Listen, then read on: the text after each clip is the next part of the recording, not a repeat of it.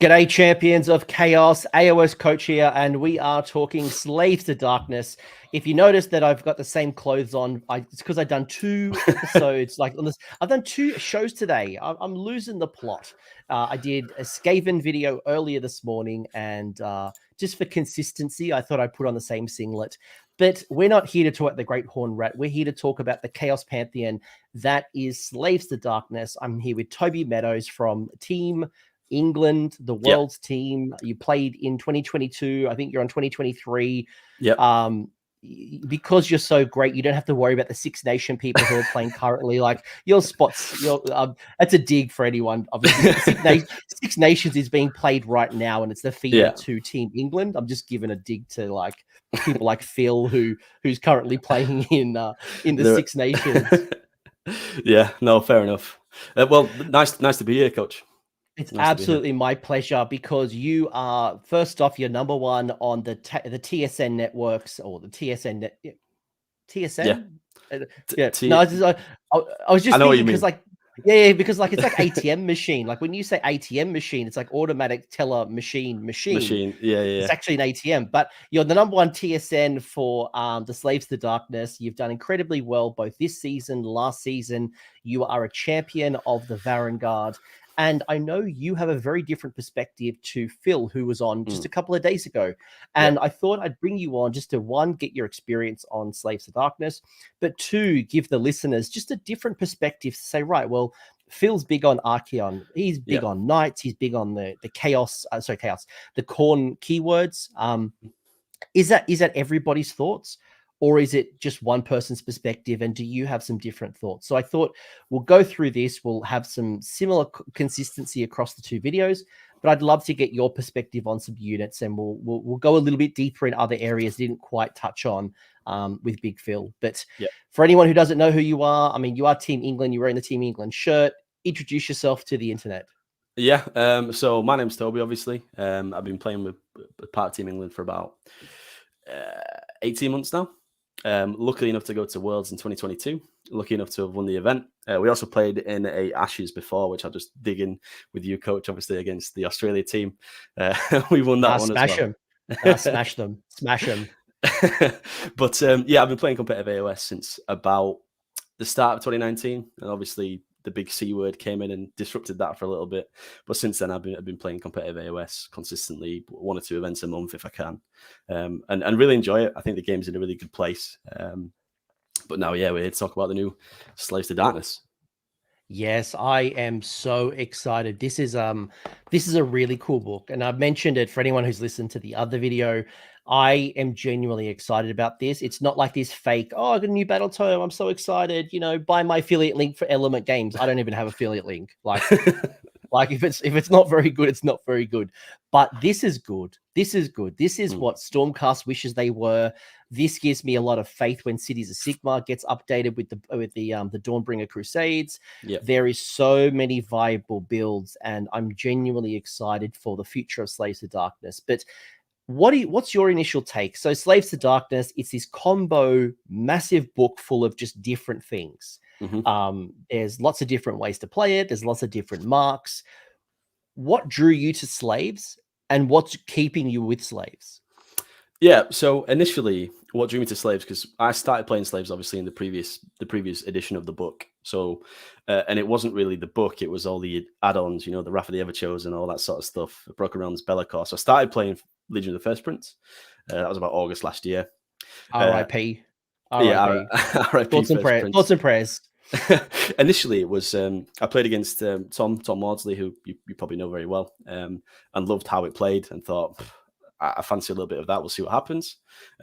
Really enjoyed it, and then that just bled into more and more of the chaos. And now to the point where I think I'm known in the UK scene, at least, for playing yellow chaos. I'm sure you can see it in the back in the cabinet.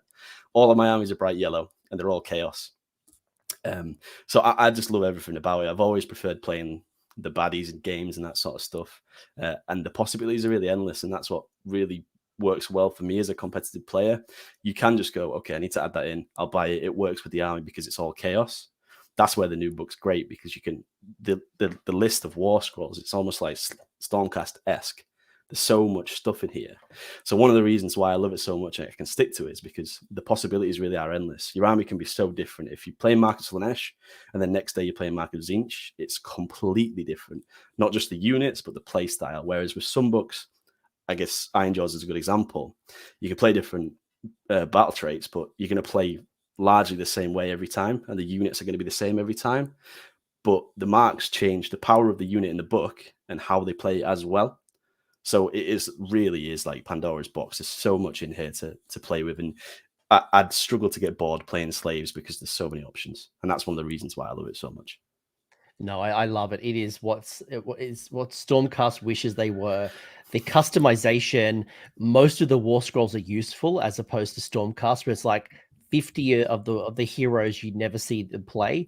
Yeah. There's lesser versions of something. I'm sorry, Knight Relictor. I'm never going to play you. Even if you're cheaper than the Lord Relictor, I'll use you for a conversion. I'll never use you on the table. Yeah. But there's so much great combinations. There's a lot of great. I think what's drawing me is the conversion opportunity. And 100%. Someone asking me in the chat, have I used the Slanesh War Shrine and Sigvold yet? Not yet. But I'm getting more and more excited about the idea because I think when I was talking to Phil, I was more of a Khorne player, and I had bought the Blood Secretor, I had bought the Slaughtermaster, like Mr. Whippy, Bloodstoker, yeah, Bloodstoker and Blood Secretor. And I was excited about Khorne, but I was worried about the longevity of Khorne, given Games Workshop especially has announced 2 battle tomes, and I can see them closing that gap pretty quickly. Yeah. But the more I think about Slanesh and talking to you actually has got me even more excited because I've got the box and it's got Chosen in it. And I'm like, do I need Slanesh Chosen? Like, yeah, I do. They're sexy. Yeah, Slanesh Chosen can be good, and you just hit the nail on the head as well about the marks. Like they're so different, and you can play as many ways as you want, and there's not really going to be a go-to way, I don't think, at least initially. No, I think I've seen a lot of different options, whether people are building around Archaon, whether they're not building Archaon, they're going all cultists, they're not doing cultists, they're spamming Splinter Fang, they're tapping into multiple versions of the cultist, people using Chaos Knights, people using Warriors, they're using Chosen. I'm seeing people use Ogroids, the new Thermitage, Theridons. The Theridons. Like, there's so much list creation and excitement. I think everyone's just kind of getting their ideas going before the new GBH. Yeah. Because we don't know how it's going to go. So just test and learn and practice. And as soon as that GBH, we got some solid reps. 100%. It's difficult to know which way the wind's going to blow now. And we spoke about that a little bit before off camera, but it's really hard to know what's going to be good in let's say, 2 months time, because the whole meta is going to change and completely get shaken up. Yeah, I'm excited to look at what possibly happens outside of GVs. There's so many battle line options. I think literally everything that isn't a hero is battle line of his bloody book. So like the GV meta and bounty hunters just hurts us. But the minute that those shackles are off, it's like there's some solid play. Yeah, 100%. Especially when we get to it, some of the things that are good despite being GVs, so 2-inch reach, that sort of thing, but they just get hampered by the double damage from bounty hunters and stuff. But we'll come into that later on in the chat. So for anyone who hasn't maybe read this book yet because they don't, I'm not going to buy the special box, or maybe they are newer to the faction, how has it changed? How has it changed between the old book and the new book? Yeah, so for me, the old book was easily abused, let's say that, with the buffs. So a lot of the buffs that were in there, I took massive advantage of with units like Varangard, whereby they were all rerolls, coach, and that doesn't exist anymore. They took them out of the game for good reason, because a lot of the time I had +5 to my save on the Varangard reroll, and I'll hit some wounds, rerolling 1s to save, 3 spell ignores, and a feel no pain or reward save. So they were effectively unkillable unless you had mortal wounds. So the old book was, I've got this bunch of units. Here's all of the buffs I can stack on them, and it just multiplies their power by infinity most of the time. Whereas now it's a bit like, okay, the power's a little bit more in the War Scroll. The buffs are a little harder to access, but it feels a bit more honest. It's probably the good word for it. And in competitive AOS, people say honest quite a lot, because it just means that there's no tricks, there's no crazy combos that are going to set them way above where they're supposed to be. But I think previously it was all about stacking buffs and exploiting combos, really, that shouldn't really have been in the game. Whereas now it's about finding the buffs in the book, applying them to your units. And the marks are a lot more impactful now, because previously it was just, okay, my army is Zinch because everyone wants to save. Nobody else has that in the game.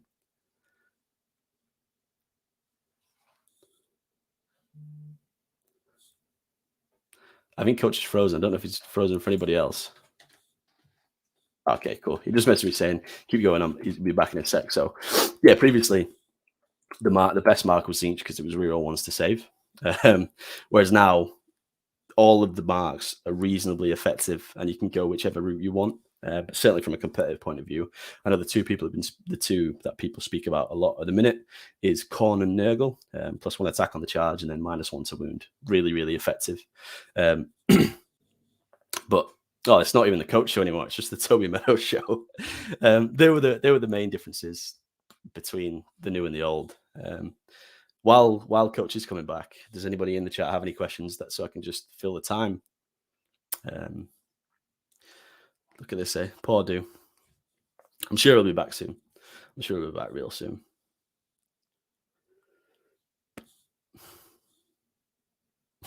Yeah, thanks, Wapstone. Enjoy it.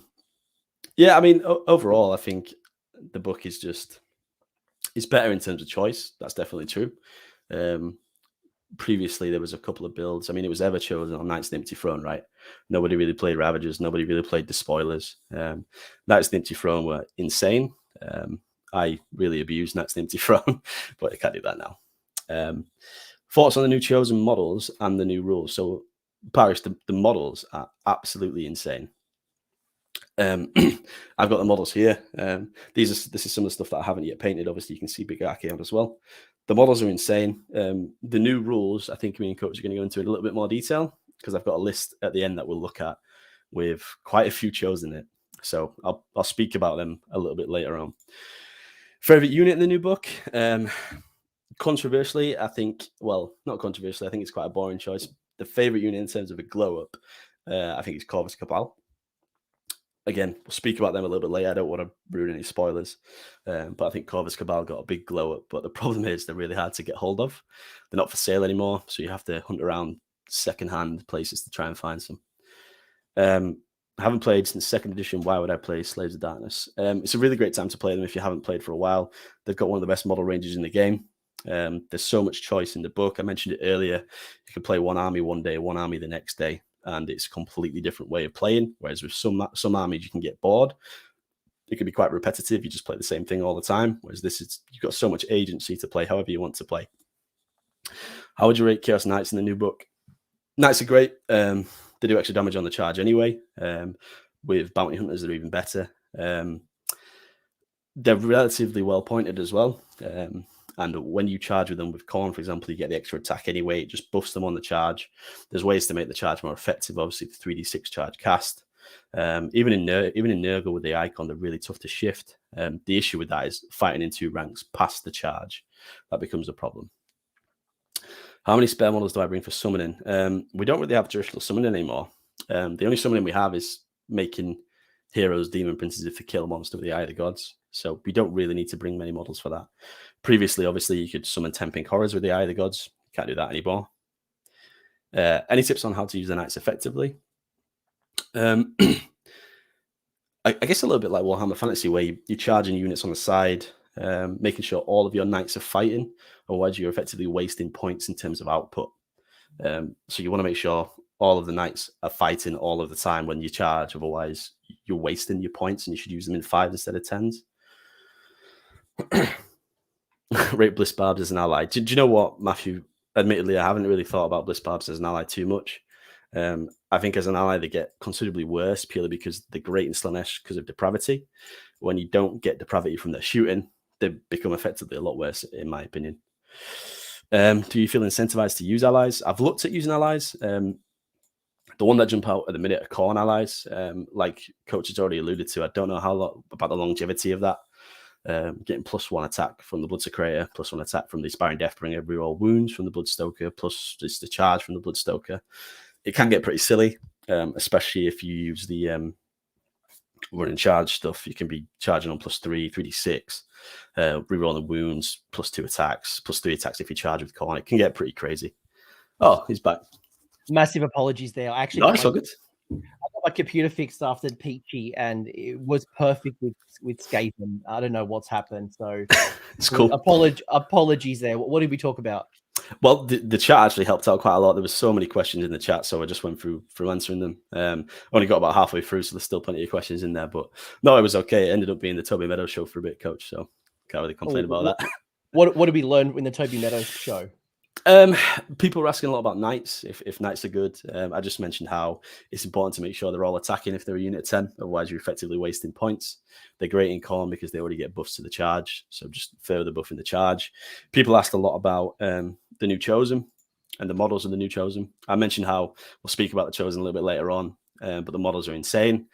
People are asking why they should play slaves. Again, just great new model range, and the agency is massive. You can play whatever you want. No, I absolutely love that. All very relevant. So do you think there are any solid winners when it comes to the book? When you look at the War Scrolls and you're thinking about what do I build around? Look, again, conscious folks that this is pre-FAQ, so we might see some erratas, we might see some rules changes, so we're only going with what we know currently. But based on like what you've seen, are there things that you want to build around, things that you think have some legs? Yeah. So there's maybe four units that I'll just speak about in this regard, because you could go all day about which ones you think are great, but I want to go into more detail on less units, if that makes sense. So the first one, which I think a lot of people would be surprised by, is Soul Grinders. So in the previous book, they had 16 wounds, and now they've got 18, and played in the right faction, they get 20 wounds. So they got 4 more wounds overnight in the new book. They went down in points. So they got 4 more wounds, went down in points, increased their effectiveness with damage, and benefit slightly more with the marks now, in my opinion. So I think Soul Grinders got a huge glow up. The only thing that is missing from Soul Grinders is a monstrous action. Yeah. I mean, that would have been cool. Obviously, with Sim books recently come out with loads of monstrous actions for specific units, and a Soul Grinder monstrous action would have been great, but the models are so old. I mean, I've bought some recently and assembled them, and they're such a pain to put together because they're so old. But yeah, what is it about Soul Grinders, right? Because it's 18 wounds outside of despoilers. It's a massive pie plate, 160. Same as Archaon. It's massive base without flying, so you know you're quite restricted, and like it's got a whole bunch of dynamics attacks as well as got the Hellforge Claw as well, doing was it D6 mortals if you roll a 6 to hit unmodified. Are you looking at this as like a big allocation of wounds? Are you looking at this as a combat threat? Like, what is it about the Soul Grinder? And spoiler alert, Toby has sent a list that he's got four. And it's not a trolling list. Like you're not trying to troll us and trying to get people to buy it. Like, what is it exactly you like about the Soul Grinder? So something about using Archaon and the size of his base is, if he is perfectly in the middle of an objective, you cannot contest that objective without being in combat with him. I don't know if the guys knew that, the listeners, but if you have 160 mil base and you are perfectly in the middle of an objective in AOS, you have to be in combat with that unit controlling it to contest it. So the theory is 160 mil bases, combat monsters that last a long time, they're really durable. If you can put them on an objective, you're going to limit the amount of models enemy units have on objectives. I think their value in combat is really good if they're in Khorne, because all of a sudden, you mentioned the Hellforge Claw, which is the one that does the big damage. That is doubling the amount of attacks you get. The combat profile is great.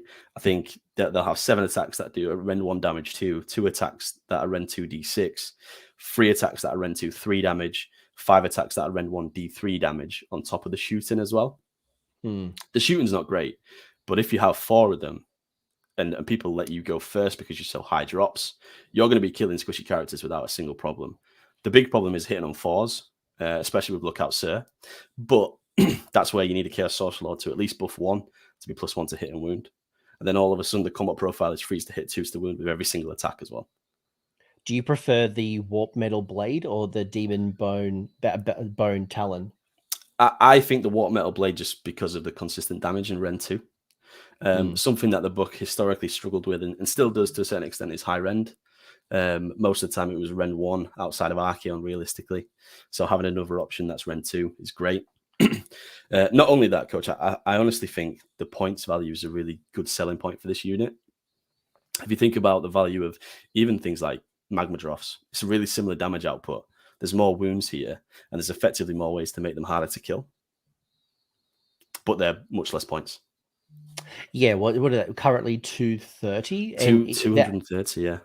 Yeah, and they're 18 wound stock standard. Because I actually was looking at, and when I was going through the preview, I actually looked at the soul grind. I'm like, for 230, 18 wounds, even outside of despoilers, without getting the +2 to wound and any other synergy, that's a solid little, it's got a 4-up base. Its movement is 12. So actually not a bad little independent threat. And as you said, it's got some solid rend, and it allows me to look at my synergies and my buffs on my warriors, my chosen, my knights, other things. Mm-hmm. And this is just a little independent, annoying thing. Yeah, realistically, yeah. And I think movement 12, you can run and shoot. So if your opponent does make you go first again, you can move 18 inches and shoot. Bearing in mind the phlegm bombardment's 20 inches, so that's 38 inches. And then the have is kind of 16. So 34 inches minimum of shooting if your opponent lets you go first. Bear in mind you've got a pie plate base. So 34 inches, if you're deploying in Dawn of War just over the table, you can hit anything turn 1 if they make you go first with the shooting. So all of a sudden they go, well, I don't really want to get shot by Force Fall Grinders turn 1. So I'm going to have to go first. And then obviously you've got a chance to double, etc. Look, I don't think they're going to be the new hotness. I don't think everyone's going to be buying them. But I think they're a really aggressively pointed unit at the minute. And with all the buffs you can stack onto them, I think they're going to be pretty good.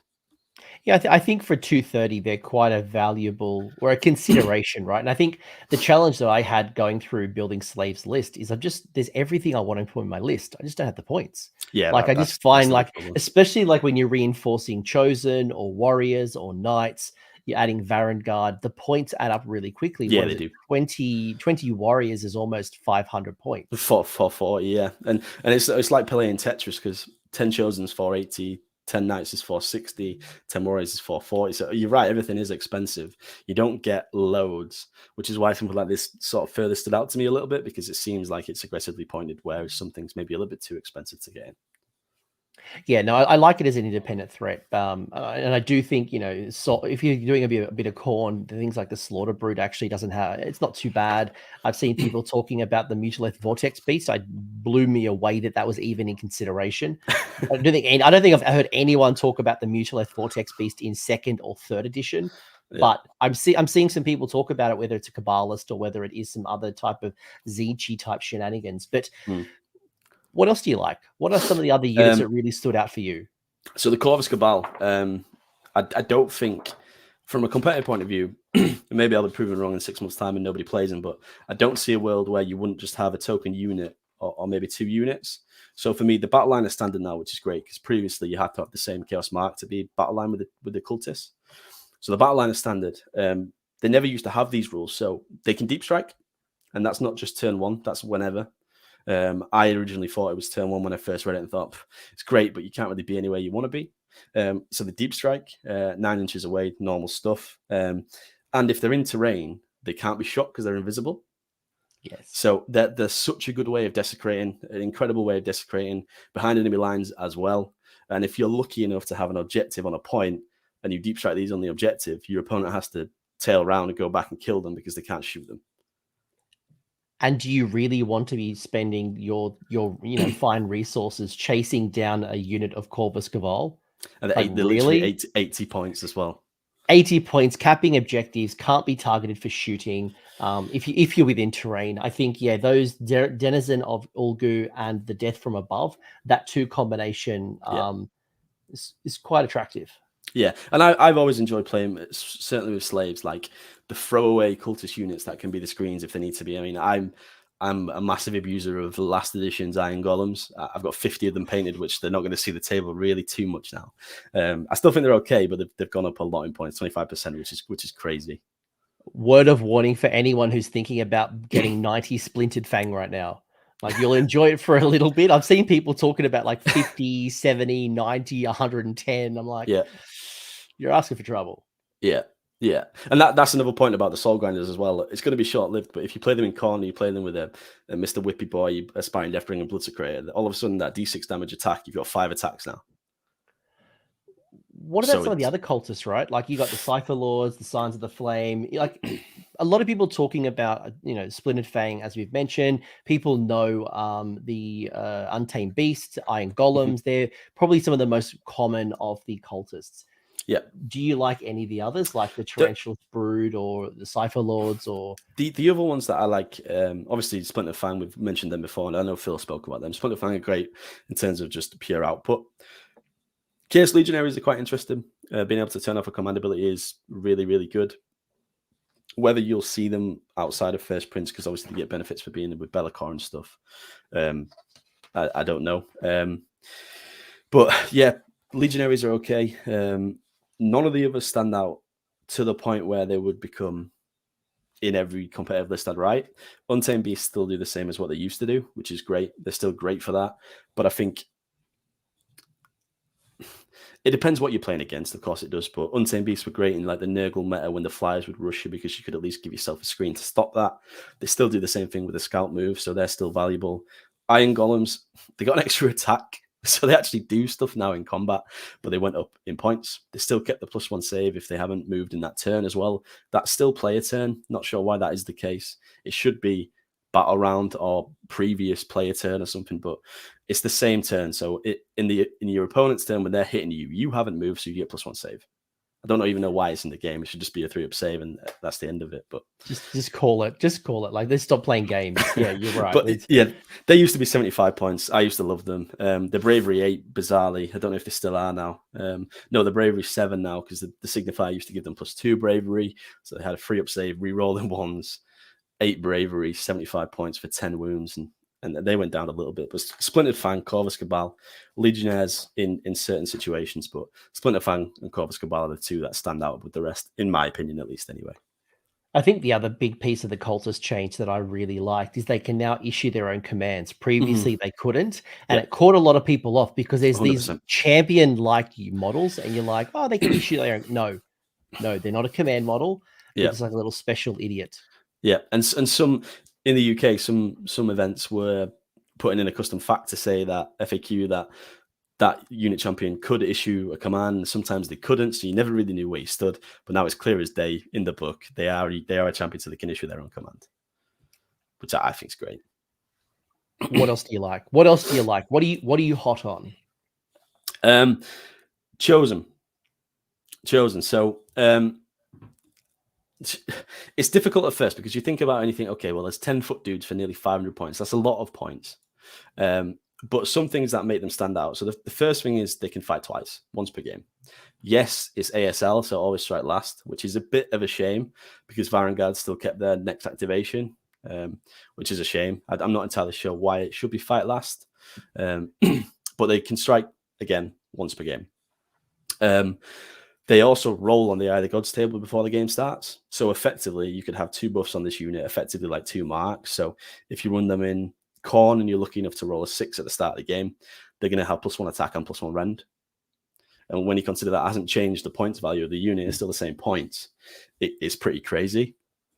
They would have been considerably better in the old book, when you could reroll ones to wound with the 3-up save base. But that's gone now. So what you do is really, you give them a 6-up ward from the Chaos Sorcerer Lord. You give them demonic power for +1 to hit and wound, and somehow give them a +1 save. Now, all of a sudden, they're hitting on 2s, wounding on 2s. Hopefully, rend 2 if you roll a 6 on the Eye of the Gods. 2 damage. They do mortal wounds when they hit, and they've got 3 wounds each. So super durable, super tanky. Some of the big drawbacks is the movement. Movement 5 isn't great. It's never really been a huge problem for most things moving 5, and I think with where the objectives are in the current GHB, again, it's not too much of an issue. You're just moving them forward, and they get to where they need to be eventually. Especially when there's ways to plus the charge, like the musicians are just +1 charge base. But I love Chosen. I think they're really, really well pointed. If you consider the 40 more points, well, there'd be 40 more points than 20 warriors.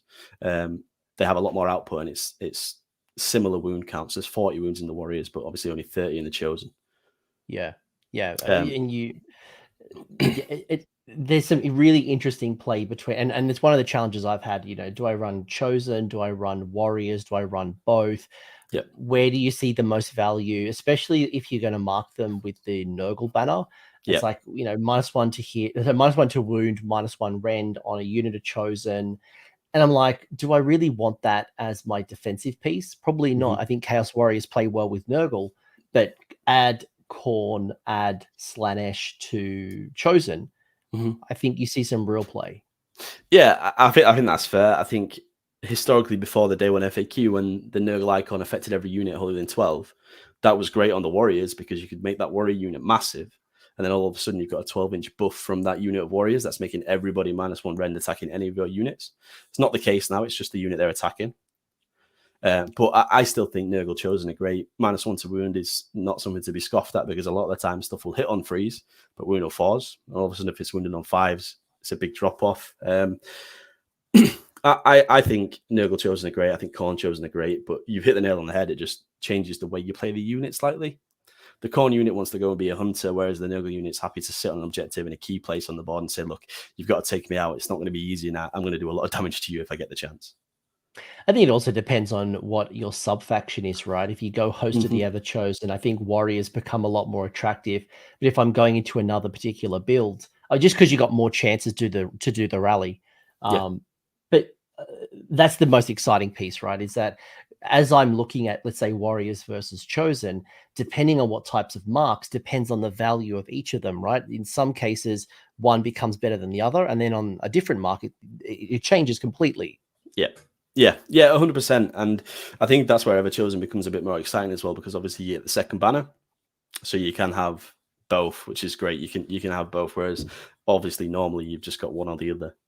By the way, Hellstorm Lewis is saying you got the wrong shirt on. So you got your Team England shirt, not your Grand Alliance friendship. Well, rest assured, I did have the hoodie on, Lou, but it got a little bit too hot in the house. But we're still repping Gaff. Don't worry about that. What else? God. What else do you like? So you Chosen are great. Warriors are great. We talked a little bit about some of the cultists. You said the Soul Grinder is great. Anything else that's really stood out? Actually, before we get into that, someone did ask in the chat, which I'm curious, is what are your thoughts on Marauders? Marauders had some days in the sun. I feel like maybe their time has come. Where do you stand? So the way that I see Marauders, I mean, their ability to do damage has been significantly reduced, right? They used to have a block of 30, teleport them, which by the way is gone now. Mask of Darkness isn't the way it was. So you teleport them 9 inches away, almost effectively guarantee the charge with a unit of 30 buffed up to the 9s. They run in, kill loads of stuff, inevitably just die straight after. The way that they were played is gone. Is completely gone. So I see them as an 85-point unit, which will just stand in front of me and die turn 1. And there's better value in other units, in my opinion. Corvus Cabal, I mean, they're going to take up a smaller footprint. Marauders are 25 mil bases, I think, so you can still string them out in a 10. Whereas Corvus Cabal, you only get 9 models, and they're not 25 mils, so you have to do the daisy chain really well.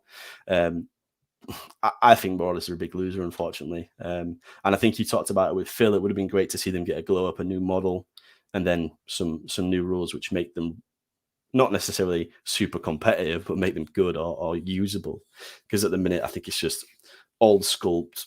Rules are a little bit lackluster, and they're sort of just, I don't know. I don't see a world where you'd play them cutting edge competitively, at least anyway, from my point of view. Is there by the way, I actually think they should cut them completely. There's enough cultists like to take that place of the Marauder. Yeah. I mean, the Horsemen, you don't have really cavalry type Marauders yet. So there might be a place for them, but certainly the Marauders, like their old sculpts, they don't really do much. Like I'm looking at the particular War Scroll, and I'm like, is there a world where I would need the Marauders over a cultist unit, for example, very similar? And I don't know. I don't know there is. I mean, I almost would rather like a unit of Demonettes or a unit of coalition troops if I want to screen over Marauders. Yeah, I think you're right. I think they are literally just 85 points to put them on the board, make them die turn 1 if you're going to get alphaed. That's really it. I saw that comment as well. The best comment, the best use of Marauders is putting green stuff snake on them and pretending they're splintered fang. That is 100% true as well. or putting feathers on them and making them Corvus Cabal, like anything, yeah. But good luck with that, because the models are really, really bad compared to the new stuff we have. Yeah, so maybe Marauders are going to have a holiday for a little bit. Any other units that really stand out for you at the moment as you kind of go through? It's not a unit that's had a glow up because it's a brand new unit, but I think the Orgoid Therodons are pretty good. And that's good because they're in the new box, and it would be a shame if they sucked because the models are okay. I'm not a massive fan of the hunch neck. I know a lot of people don't like it. I mean, the Myrmidon looks great because he's a bit more dynamic, but the Therodons, when they just got the axe like that, it looks a bit silly, in my opinion. Do you know what that bottom left-hand corner reminds me of? The beefer of secrets. Like, it reminds me of like a smaller Avlanor, and I'm like, it's a bit of a weird mountain type. If you build them as well, anyone that's built them, you sort of like, where does the head go? Because the head goes like in the torso. It's really weird. But I'd like to see them have a bigger neck personally and a bit more dynamic pose. But the units are great. The rules are great. There's two sort of ways you can use them. You can use them as these 4-up saves, slightly less damage, beefy tanks, or you can have them as like true massive hitting Minotaurs that do 3 damage every time they fight. But I think they're great, and the fact that you can arm them differently plays into the marks really well. So you can see a world whereby you'd have the shields and the swords for Nurgle Therodons, and you'd have the 2-handed axe for Khorne Therodons. That works well both in terms of like fantasy and lore. The Khorne guys have got to be axes. The Nurgle guys take a bit more to die. And it also works well in terms of how you play the unit and how the role they fill on the board. A great example is having a unit of 6 with Archaon, Mark of Khorne, send them in, fight them, they die, fight again. Nothing's really going to stand up to having 5 attacks, because I think once per game you get an extra attack. The Unleashed Savagery. I was going to ask you about that because you get +1 attack once per game, but they can't receive Inspiring Presence. So I was actually going to ask you that, like, does that not then lead you towards a unit of 3? Because if you do a unit of 6, you've got to really delete what you're going into. Otherwise, if I was literally just checking their bravery. I'm like, if they have a really average bravery, you're losing 5 models on a bravery test for every failure. That hurts. And that is true. I mean, previously, if you were playing them in Everchosen, you would be immune to Battle Shock, which is a shame. Bravery 6, by the way. Bravery 6. Yeah. Archaon used to make everything immune to Battle Shock if he was on the board in the old Everchosen, which is the same. But the reason why you take them in a 6 with Archaon is they go into something, even if it's another Archaon, all 6 of them fight with 5 attacks each, by the way. And that's just if you're Mark of Khorne and use the buff. So if you Mark of Khorne, arguably you don't even have to use the buff. You can still get Inspiring Presence because you've got 4 attacks each. If you wanted to be crazy in the short term, you could put in a Blood Secretor, you could put in a Aspiring Deathbringer. Then all of a sudden you've got +4 attacks on the charge. And then when they die after they fight the first time, they can fight again. So now the unit of 6 has 7 times 6. Is that 42 attacks? Fighting twice at Ren 2 damage 3. So it's 84 attacks, Ren 2 damage 3. 2-inch range as well, so they can all fight. Yeah, that's absolutely. It's just it's a homing missile at that point where you want it to die so they can all fight again. But the idea with that is you trade up, so you target something that's worth a lot more points. Think Nagash, think Teclis, think Archaon. Send them in, fight the first time. Inevitably they're going to die because at that point they've got 5-up save anyway. And then you get done again. Yeah. Which makes me think that with the Therodons, I'm going towards the Great Axe as opposed to the shield. It reminds me a lot of my Annihilators. I can build shield. I can build Grand Hammers. There is no world that I'm taking shields over Grand Hammer Annihilators. And I know the points have changed a little bit, and that's actually changed the dynamics. So unless there's a points difference between shield versus Great Axe, I feel like it's a Great Axe every day. So two things with that. The first one that I forgot to mention was with the Berserk Rage as well. The second time they strike, they're going to be wounded on 2s. And because you don't have to issue a command to get the +1 attack, you can all-out attack as well. So you're hitting on 2s, wounded on 2s. Well, hitting on 2s, wounded on 3s the first time you fight. And the second time you fight, because of the Berserk Rage, you've taken wounds.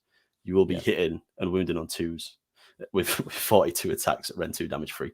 But yeah, you're right. You're completely right. In my opinion, if they take the shields, they're trying to do the budget option of what Warriors and Chosen do really well with a high save. Granted, they've got 5 wounds, so with a 4-up save base and Mystic Shield, it could be 15 wounds. That's really difficult to shift. But I think you're right, Coach. I think if these fill a niche of just complete wrecking ball homing missiles, that's not in the book, in my opinion. And the Gorian Great Axes do a really good job of that. The fact that it's freeze and freeze base is really good. Really good. Yeah. Yeah, and the Berserker Rage really does. Can you take some damage from Unleash Hell and does that trigger? It's Yeah, the same phase, unfortunately. So that would be in the charge phase, wouldn't it? that's what I was literally just reading to say. Yep, cool. So you get plus one to wound in the charge phase, which would be completely irrelevant because you don't fight in the charge phase, right? Yes, it's in the phase. It's in the Sorry, I started reading, but then I realized I was reading Unleash Savagery rules, and I'm like, why does this make any sense? It's because yes. So if they take damage in the same phase, it means they get the +1 to wound.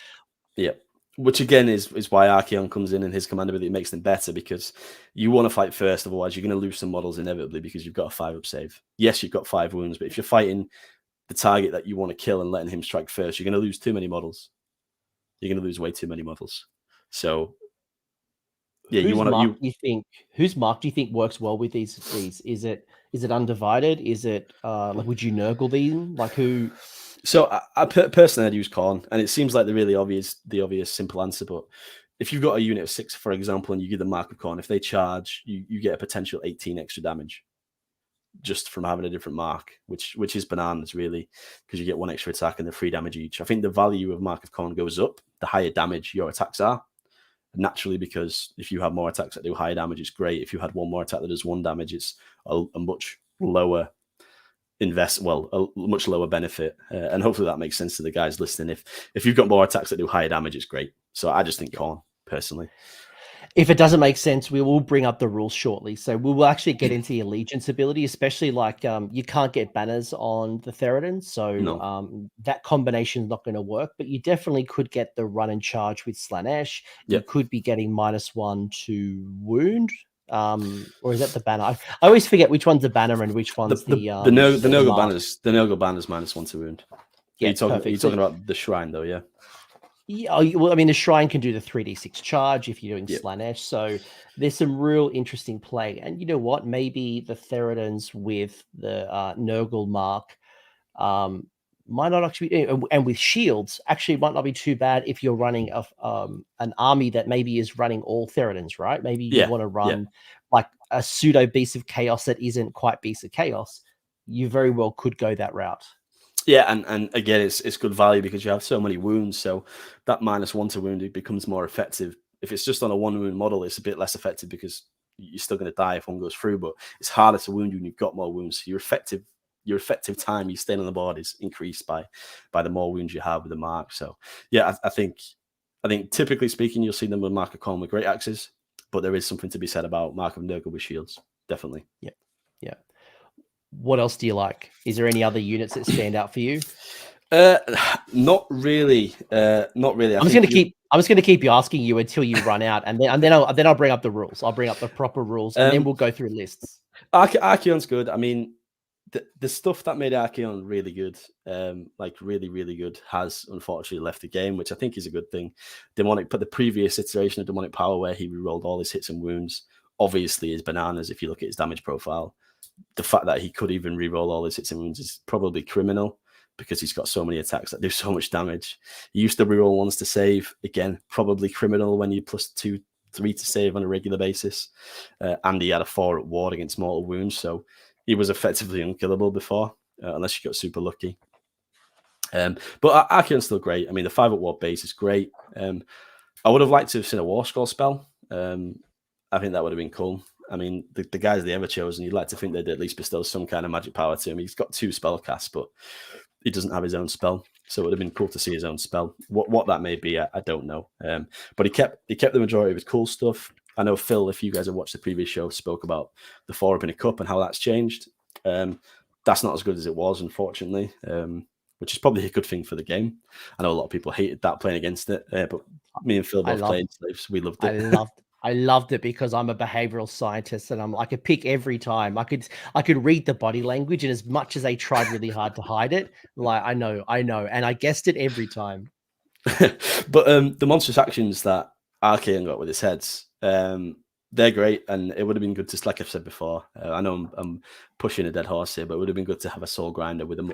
They have their own monstrous action depending on their mark as well. Would have been great, something similar, because they are big demon engines, right? So. quick FAQ already. Thank you, Con, friend of the channel, mentioning the Chaos Sorcerer Lord can't buff the Soul Grinder because it's a mortal Slaves to Darkness model. That's a requirement. So unfortunately, it's the demon. Yeah, he's right. Yeah. Is that Oracular Visions and Demonic Power? Because obviously you can still Mystic Shield it and that sort of stuff, but if it's just it's both of them, right? So Oracular Vision and Demonic Power both require mortal Slaves to Darkness. So both of them are keyworded mortal. Isn't it so crazy that it's called Demonic Power, but it only affects mortals? Well, crazy turn of phrase. Yeah, I mean that changes things a little bit. That definitely changes the output because without +1 to hit and wound, it goes down slightly. You can still attack, so you still get the +1 to hit. And the wounding was never really the problem anyway, because that was 3s. But yeah, that is unfortunate. But thanks for pointing that out. I guess that's the reason why we do it. and that's why we're doing these early discussions. It's not that any guest doesn't. I mean, look, it's a lot of rules in this bloody book, especially. It's not Iron Jaws. I would love to hear from you though. Not to just move the conversation along. I'd love to know a few things around some of the newer units, right? The Demon Prince, while not technically a new unit, has had a significant modification. The Khorne Demon Prince is the one that everyone used to go towards, has had change. Where do you stand on the Demon Prince? I think they're good. I think and that just makes sense as well. They've already got the power of a demon, so they can't be buffed by the demon power. Sure. They are completely different to what we used to know, Demon Princes, I think. They used to just be press one button, use the command ability, and the charge is reduced. That's all you ever saw them for. They had a very limited role outside of that. Now, I think they are like beat sticks in their own right. Obviously, 10 wounds, 3 up save. There's a command trait which can give you 12 wounds and make you a monster, which is great. And then if you put them in the right allegiance, you could have 14 wounds, depending on how that interacts with that command trait, because some people would argue you'd get 14 wounds because you become a monster, you get an extra 2 wounds. Don't know how that's going to play out, and probably needs an FAQ just to be crystal clear. FAQ, yeah. But play on the side of caution as opposed to 100%. The gamey side until then. But yeah, I mean, if this guy's got 14 wounds, a 3 up save, some of the artifacts can turn off unit scoring. Again, great. I think you'll see him as sort of a beat stick, really. I think the one that stands out, the thing that stands out with this guy, which will weirdly be the downfall of a lot of Nurgle armies you're playing against, is Mark of Nurgle and turning off their ward save. If he's tanky enough to survive and you can get him into combat with alongside your chosen, and you find a unit that's got a really good ward save, thinking Fire Slayers, 4 up save on the Half-Guard Berserkers, any death unit, Nurgle, if you can activate this heroic action, and then get into combat, it just makes everything else more choppy, which is great. I think that's the one that stands out. Slaanesh obviously is good. +1 attack is great. I think you'll probably use the Demonic Axe in terms of pure maths. Are the Talons -2 rend, Coach? I thought they were just rend 0. Let me triple check. check. The rend 0. I thought I looked at that and went, bloody hell, they're good. But the Talons are rend 0. All right, that's my mistake. If that's yeah, right. Yeah, sorry. The Talons are rend 0, 2 damage. Ignore me there. So my use of the term beat stick, just to qualify as well, is I think that I would use him with the artifact that turns off enemy units scoring points, and I would just make him go hunt battle line units. It's unlikely that he's going to die to them if you play him as a monster. I mean, you can roll them, you can stomp them, do D3 damage in that way. You can also use the Nurgle command ability to do D3 damage at the end of the fight phase, and then you've got 5 attacks at freeze -2/2. I think Con's mentioning a good comment here as well, right? I think there's a lot of question marks around the Demon Prince. A perfect example is what you talked to me before we started the show, which was around the command. Fuck. Oh, you good? Yeah, I thought we broke up. I'm like, oh, good Lord, not again. No. The demon with the command traits and the artifacts, we know that there is the hero ones and then there is the Demon Prince ones. Yeah. Now, Demon Prince is a hero. So can it have both tables, or is it only restricted to one side? Yeah. I think that's what there's a lot of FAQs and things that we need further clarification on. So I think when we talk beat stick, am I going to go charge into Marathi, into some god tier hero? No. Probably not. But there are some nice ways to get this stronger. Mm-hmm. Yeah, but it's mid tier. I think it's mid tier, and you're paying mid tier points. You're not paying a lot of points for the Demon Prince. No. And if he had the 14 wounds like we mentioned, he's Mark of Nurgle, he's a monster. He can raw Marafi's a good example. He can raw her. She's -1 to wound.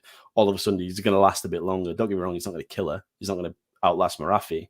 But for 195 points, I think that battle line would struggle to kill him, and they'd also count as no models. So I would see him with the wings flying around, hunting battle line and killing battle line quite successfully.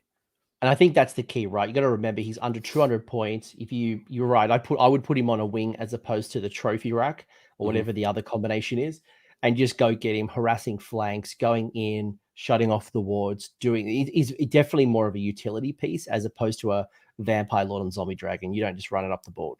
No, 100%, and he's pointed differently because of that. And I think if the trophy rack did the opposite and turned off inspiring presence rather than made you immune to it, I think that would have been good. But a good use of the trophy rack is with the Therodons. If you're playing a Therodon heavy army and you've got this guy behind the Therodons, they're immune to battle shot, so you don't need to worry about inspiring presence because you're not going to have to take a battle shot test, which is great. And outside of knights, I think this is a good way of putting mobility into your army.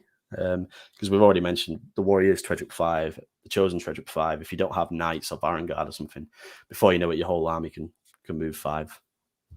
Yeah, I agree, Matt. I agree a lot. He definitely does. In the lore, Demon Princes are definitely stronger than they are. But hey, this is not the first time. But yeah, I think, yes, Ramon, I would agree. I probably wouldn't call it a beat stick. I'd definitely call it more of a scalpel. But it is a beat stick to your battle line, especially if you what the types of targets you're going into. But it's definitely not a hammer. It's definitely not a hammer. I think if you put him into a ring with other units that cost 195 points, I think he'd probably comfortably take out the majority of them. But it's difficult to do that when his profile almost is, you sort of compare it into the 300-point heroes, which he's probably not going to beat, which is a shame. I know you mentioned Vampire and Zombie Dragon, for example, and other things that stick out as stuff like Magma Dross, but he just doesn't have the output to compete with them. Yes, he'll last, and he's got a few more tricks on his War Scroll, but it's what I think he should have kept his Talons and his Axe. At that point, it'd be a really good unit. But now he only has the Axe, so he's got 5 attacks. And I think somebody pointed out on average it is 3 damage. 3, yeah. Joel Graham, I know he's been playing a lot with Slaves, mentioning that he's on average getting 3. And look, you can build into a combat focused Demon Prince. I think the question that I keep coming back to is it worth it? Like, is it actually worth to go all in on a Demon Prince when actually my artifact, my command traits could go into other things that probably ultimately just give me better? So yeah, I think if you think about it from a points point of view and the way you build a list, he is it's really similar points to a Chaos Lord and Demonic Mount, which you want to put the buffs on so he can make the Knights fight first. In that example, Joel, though, he could have an artifact which will stop him scoring points, so the effective use of the Ard Boys is irrelevant anyway because they're not going to kill him back. So it depends how you use him. But you're right, if you put them in a vacuum and made him fight Ard Boys, he's not going to kill loads of them. No, probably not. What about something like Alternus? Because this is the last unit I want to talk about, and then I want to go to the Allegiance abilities.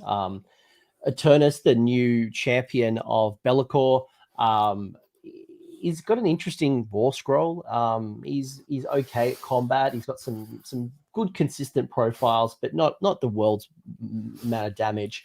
But he does have an interesting ability where he can come back to life, especially if Be'lakor's on the table. You roll 2d6, and if you roll an 8 or more, you can bring it back anywhere on the table outside of 9. You get to add 1 if Be'lakor is in the army and on the table. So that brings it to a 7. Like, you get some other things around, getting an extra CP if there's like a Legionaries or a Furies unit within range of it, and it's got Strike First. I love the model. I don't know if I love the rules. Yeah. For me, I'm so disillusioned with First Prince after the changes that I haven't really put too much thought into building a First Prince army. I looked a little bit about how the buffs interact, and if you bring Pink Horrors, for example, you could make them -1 to wound with the War Shrine and that sort of stuff. But I'm not sold on Eternus. I think the model's great. I think he said it will do a decent amount of damage if he charges because he's got ASF.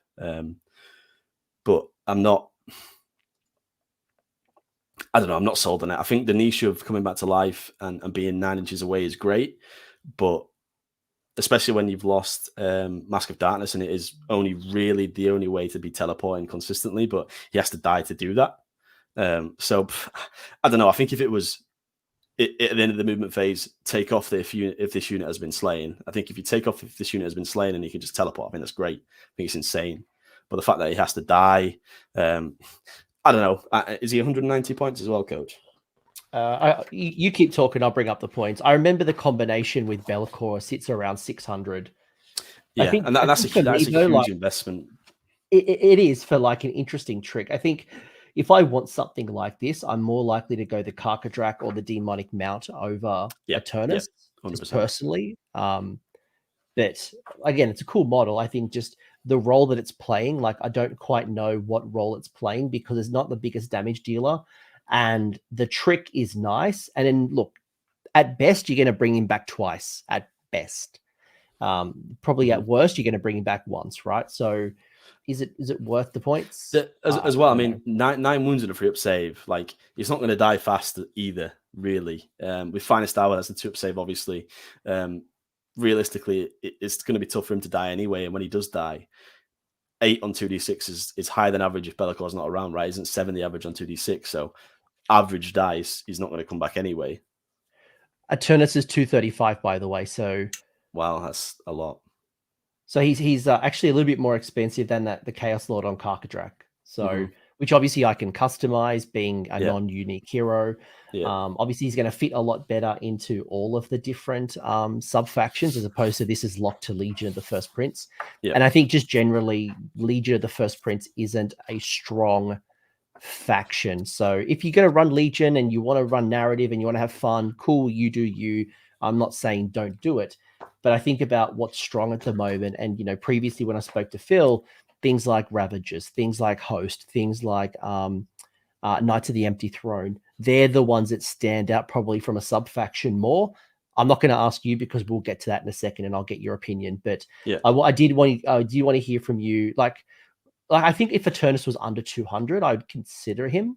But being locked to Legion of the First Prince just makes it hard because there's other units that could fill that same role. And being locked to Undivided as well. The First Prince obviously means you can have an extra mark when you need it, but it's only 1 unit. So you have to be really selective about what you're doing and where you are on the board. Because if you're in combat and you need something to live, but you're in combat and you want something to die, you can only pick 1 mark right with First Prince at a time. So it gets a little bit more difficult in that regard as well.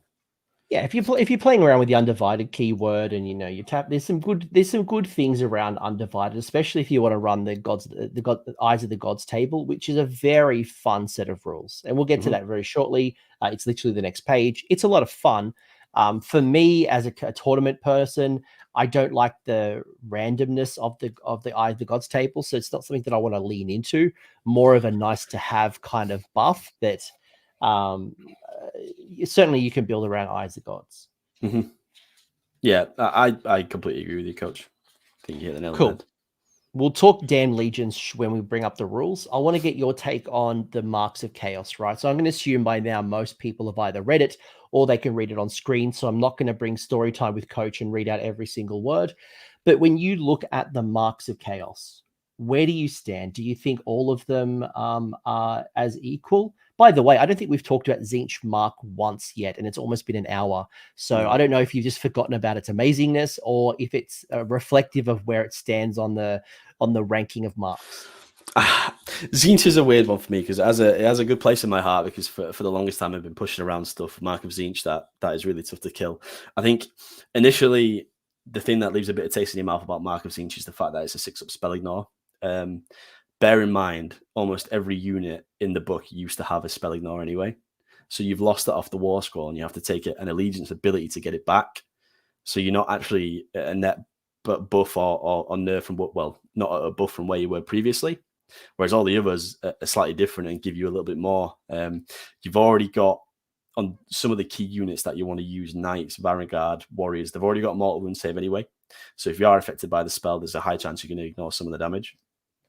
And for me, I really think they missed the mark with Warp Reality. I really don't see, maybe I've not seen the bigger picture and maybe someone in chat's going to completely mind boggle me, but I don't see a way in where that would be really effective. It doesn't, I don't know, pick one unit, remove it, put it in range of the caster. Sure, if you want to alpha someone, by the way, it doesn't say you can't move, so I imagine you can move straight after it. But if you want to alpha someone, you could pick up your big death ball chosen, put them in front, 9 inches in front of your caster, then move and then charge. So you get an extra 9 inches of movement, but you don't have any other buffs. So you don't have -1 to wound. You don't have +1 attack on the charge.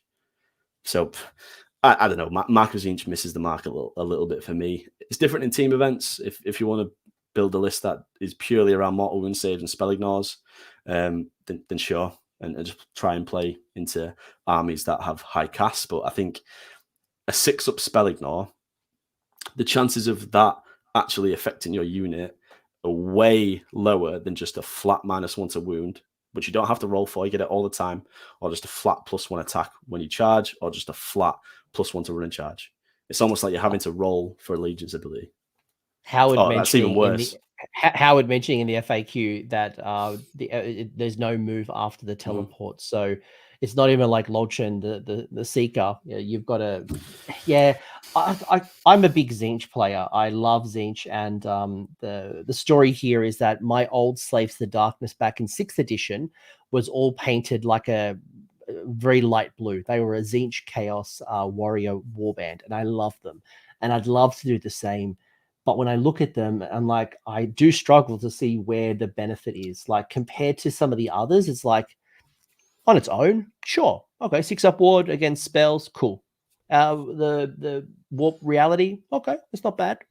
But then when you look over the fence and look at your neighbors, it's like, Khorne's hot, Slaanesh is hot, even Undivided is hot, Nurgle's hot. It's like, there's definitely a discrepancy between them and little old Tzeentch. I think they're paying the price for being too good in the last book, honestly. And it's a shame to say that, because hopefully that's not the way it works with GW. But reroll 1s to save, and then a 5-up spell ignore if you're within range of the general. It is bananas, absolutely bananas last time. No army has ever had to pay for the sins of the past. Hedonites of Slaanesh. Yeah. So yeah, it's a shame. I'm not sold on Mark of Tzeentch. I think Undivided has play, and I think you touched on it with Phil as well. Actually, I think you can see worlds where there is like a Mark soup army where you get the best of every buff in certain scenarios. It's good that you don't have to go all down one. Whereas obviously with Stormcast Host, for example, you pick a host, that's it, all your units are that host. Whereas with this, you can swap and change. You can have Nurgle chosen, you can have Khorne chosen, you can swap and change, which I think is great. And I think the best list will make use of different marks with different units that benefit from them better than others, if that makes sense. I think we all agree that Khorne, Slaanesh, and Nurgle are great. I think Khorne is a little bit better at the moment just because of some of the brokenness with the old battle tomes and the Blades of Khorne specifically.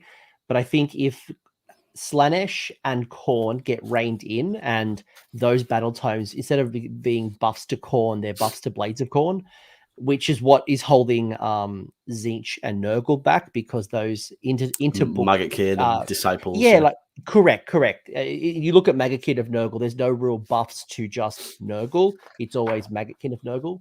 So I think those three are relatively the same. When you look at the marks, though, do you run your armies with 1 mark? Do you do 2 marks? Do you just look at the best combinations with what you've got? How do you look at marking up your armies?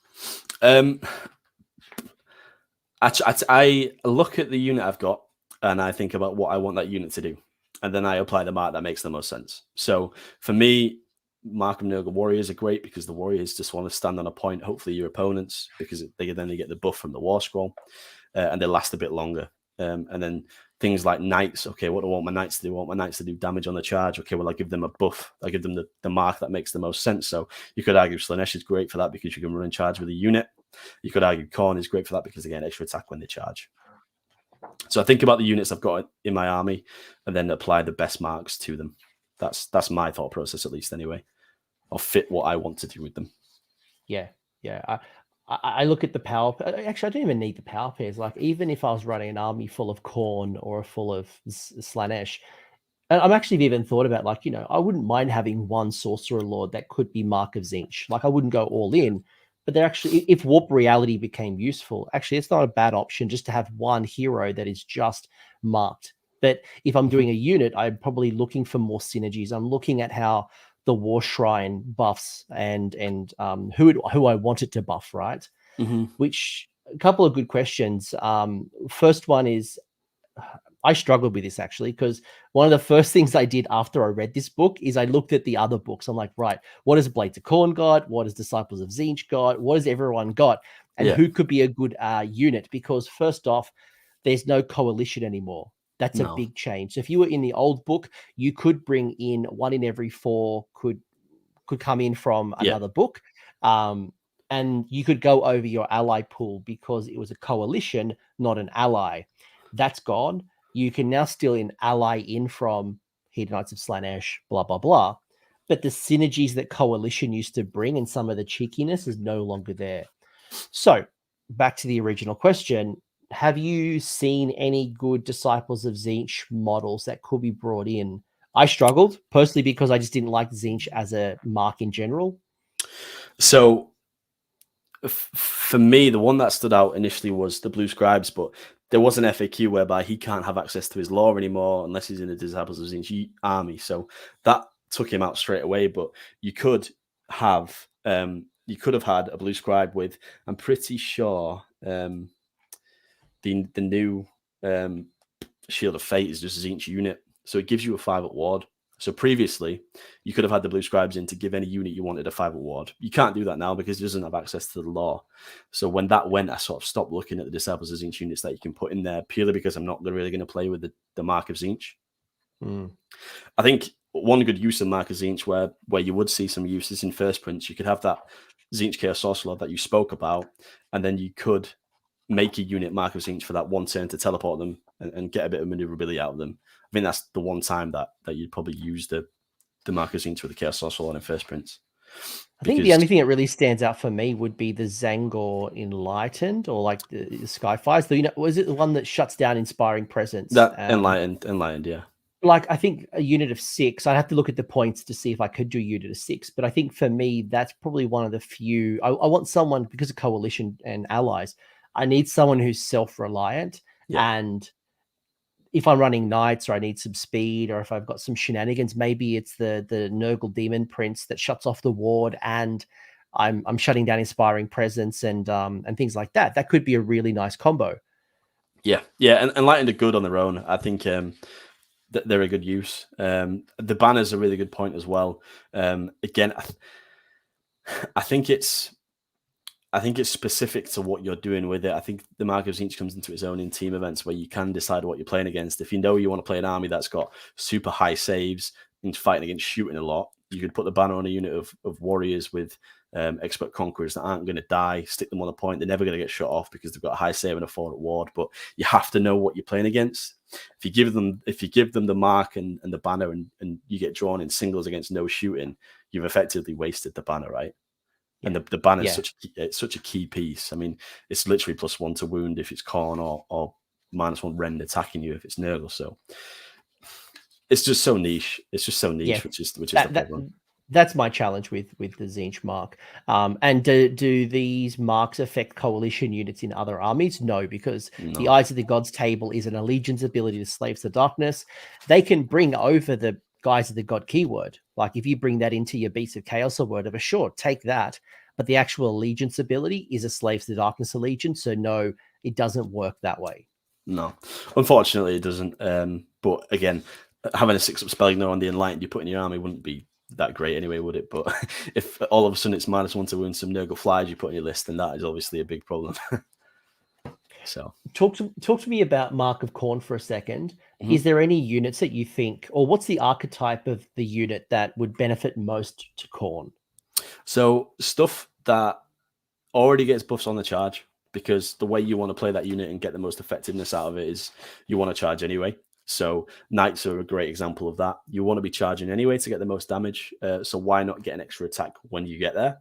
It just makes them more killy. And like I mentioned with the Therodons, anything that has high damage attacks, generally speaking, because it gives you more of an opportunity to do more damage with just one extra attack. So the Axe Therodons are a good example. And typically speaking, the Mark of Khorne is for stuff that you know you can reliably charge, and you want to do more damage when you charge, or it's already durable enough to not need the Mark of Nurgle.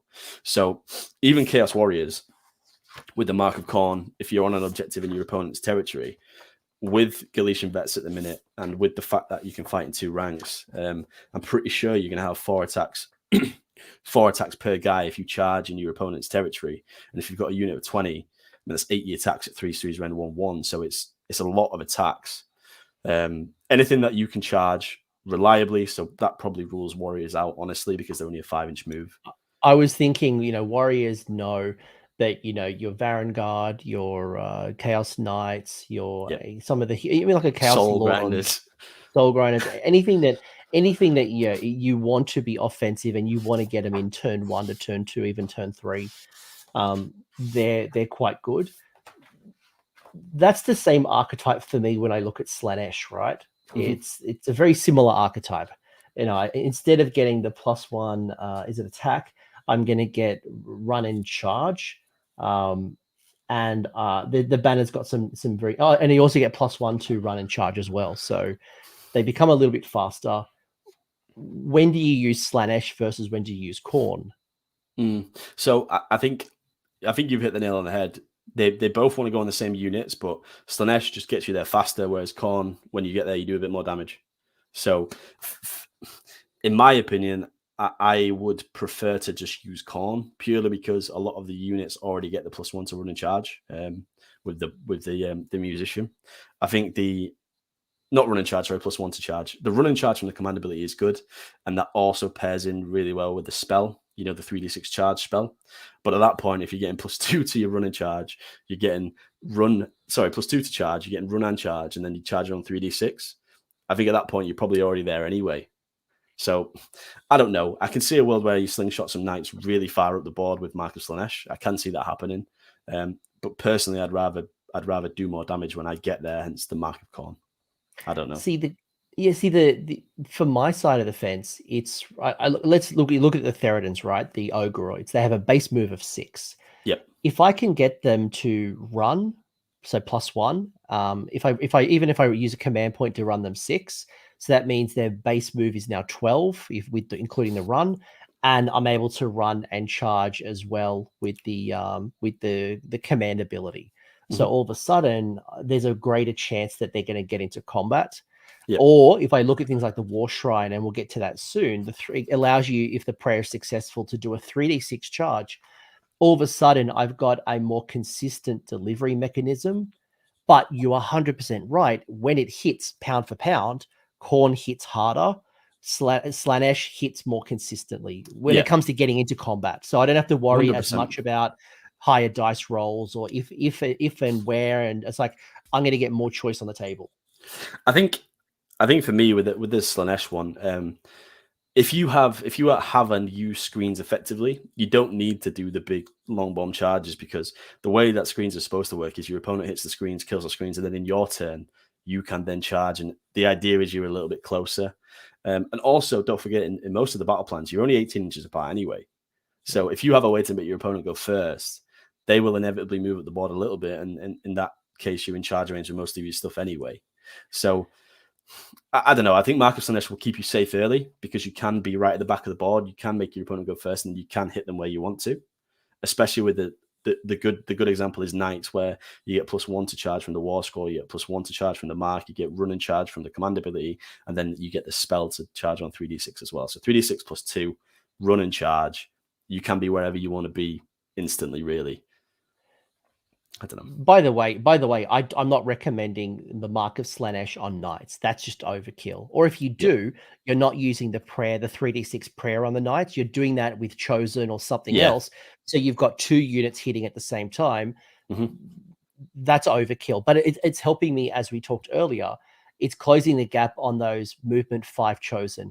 It's the warriors. It's the Theridans. It's the cultists. Anything that's got like an okay movement that you want to. Splintered Fang could be another one. You want to get them into combat, quicker.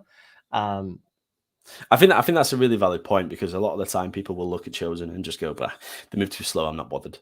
Whereas if you give them the Mark of Slaanesh, all of a sudden they effectively move like a mounted unit, because they move 5. They run and charge with a command ability. So all of a sudden they're moving 11 +1 to charge, and then charging as well. And if you do put the shrine in, like you said, it's a 3d6 charge. So yeah, I can see that, but I think from my point of view, coach, I would rather them either last longer when they get there or do more damage when they get there. That's just my opinion. I am not disagreeing, but I think it goes back to the core of this discussion is that there's a lot of cool flexibility and there's arguments 100%. on a lot of the sides that if you want to run knights, you could definitely do it with Slaanesh. You want to run them in Khorne, absolutely. You want to have both. You have one and the other, absolutely. Why not? Although the lore gods might disagree with you. Mm-hmm. But yes, the shrine, the war shrine, and Sigvold is my favorite new combination. is my absolute favorite. Like for me, I'm like, one, I want an excuse to paint Sigvold. Two, Sigvold's just like a perfect tank to respond to like the Cron Spine or something that I just need to tank up. But three, for 205 points, he's such a great ally because he's just utility. Yeah. Yeah, I agree with you. I think Sigvald is great. He hasn't made it into any of my list at the minute, but I certainly see a place where you'd put him. Like you mentioned, tanking a Cron Spine. I think he's great in Slaanesh when does he deep strike on his war scroll, coach, or is that from being? I think that's an allegiance ability. I don't think it's a. You keep talking. I'll have a quick look. I'm pretty sure it's not a war scroll ability. I think it's allegiance as well. But yeah, I mean, being able to charge him 3d6 is obviously really good because he's just he is that solo hero. I'm going to go kill some stuff. And the reason why, just by the way, if people haven't looked at Sigvold, is his attack profile is based off the charge roll. So yep. Where is it? It's the same as the 3d6 charges for like the ogre units, right? It just makes what they do already better. You know, if you put Kragnos in with Stonehorns, for example. Oh, also he gets +3 to his charge roll. So he also gets, so you do 3d6 +3. Like that threat range is just off the charts. Yeah, it is bonkers.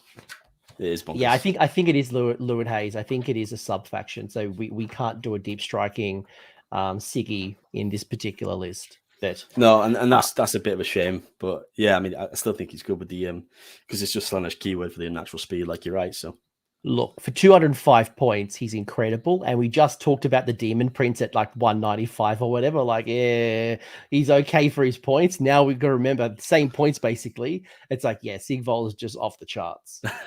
Yeah, 100%. And just going back to what you said about the Enlightened as well, they can be -1 to wound as well, you know, from the War Shrine because there's just each keyword. So yeah, there's a lot of interesting things. Like I think whenever I'm looking at like my coalition, I think someone asked about Beasts of Chaos. I might bring that comment up. I can't remember where it was, but I'm looking for things that are independent, right?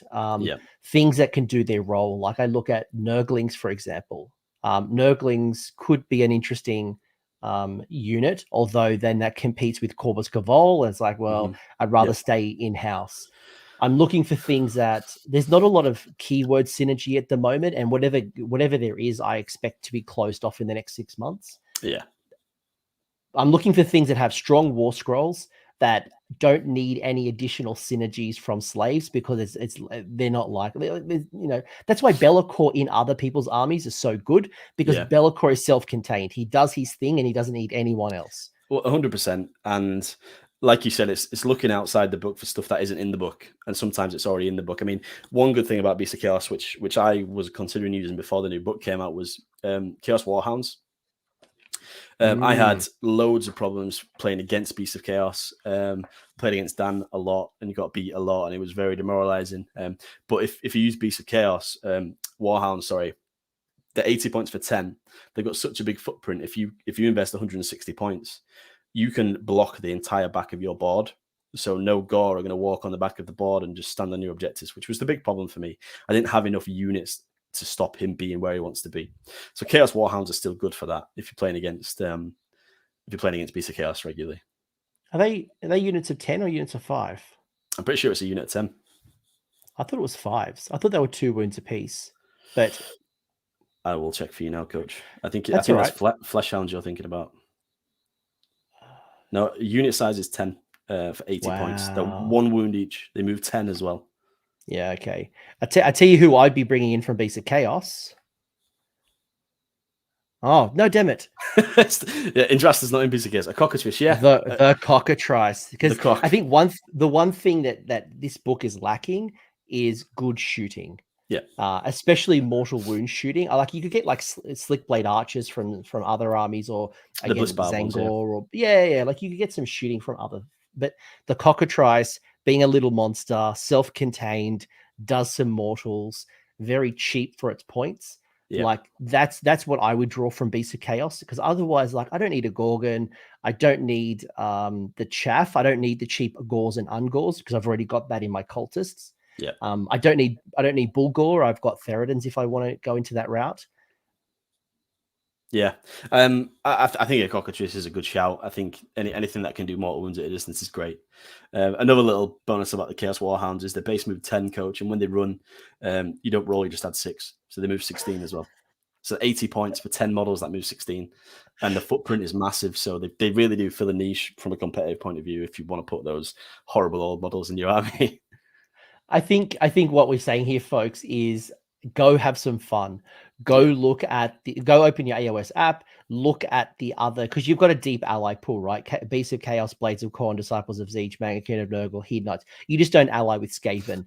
So it's pretty much an entire Grand Alliance, right? Pretty much. Correct. Massive. Correct. So you can go in and you can find the whole. You need either something that's going to synergize well. For example, you mentioned Chaos. You said Chaos Knights, right? You don't want them to hit chaff screen. So how do I remove a chaff screen? It could be, some Slaanesh archers. It could be some Tzeentch shooters. It could be the cockatrice. It could be the Gore and Ungor that have. Is it the Ungor have some shooting? Ungor Raiders, yeah. Yeah, you could pull. And look, if you need a monster, yeah, sure, bring a Cygor, whatever. You do you. You got a problem with endless spells, you get a Cygor. But the point is that that could be a nice little ally that could remove those screens. So then those warriors, those chosen, those Theridin are going to hit what you really want to hit, as opposed to the chaff line. Yep, 100%. And I think that's another great benefit of the Slaves book. You can literally, if you wanted to, you could play a different list every day for an entire year, because there's so many options. So many options. Maybe I should get an affiliate link. I've got some stuff on my sleeve, so yeah, we'll push them. Just play an element. Go buy some stuff. Probably one of the only people that doesn't have an Element Games referral crystals and stuff. Are we talking about Knights? No, we're talking more just generally. I think what we're talking here more is just thinking about, if you're going to go into your ally pool, thinking about what role you need your ally to fill, and where you can get, what do you need, and who's filling. There are some interesting war scrolls and some interesting spells and some abilities, but overall synergistically, there's not really a lot where you can tap into the Khorne, Nurgle, Slaanesh keyword and bring it in. And as we've mentioned, Bloodsecrator, I think the Juggernaut of Khorne as well. There is some things, but it's a little gap. Enjoy it while it lasts. Yeah. The Khorne one's the one that stands out, like you said, but hopefully it doesn't last forever. And 100%, like unironically, the Blissbarb Archer Seekers, they're not too bad. They're actually not too bad now that their points started to drop. So I think just go explore, go look at what synergizes. It's actually a very fun exercise. But I want to talk about the other fun stuff, which is the other parts of the allegiance. You got your 2 heroic actions, and you got the Eyes of the Gods table. Eyes of the Gods table, absolutely fantastic. There is literally no consistency. You roll and you hope for the best, and hopefully the right thing happens to you at the right time. Hopefully you don't roll a 2 and turn into a spawn. Hopefully, like if you want to go into demonhood, hopefully it's just like on a minor hero and it's not on your general. Yeah. I think the Eye of the Gods for me, I only really make use of it with Chosen if they're in the army. I think it's really difficult for the heroes to actually kill a hero or monster, especially when most of the time the hero that this applies to the most would literally just be a Chaos Sorcerer Lord who stands at the back and buffs people. So yeah, I mean, if you take a Chaos Lord on a Chimera or a Manticore, and start throwing him about, then you could definitely get some use out of it. But I think for me, obviously, result number 3 all the way down to number 8 is where you're rolling for your Chosen, really. And if you roll a 6, they get an extra point of rend, which is really good. Yeah.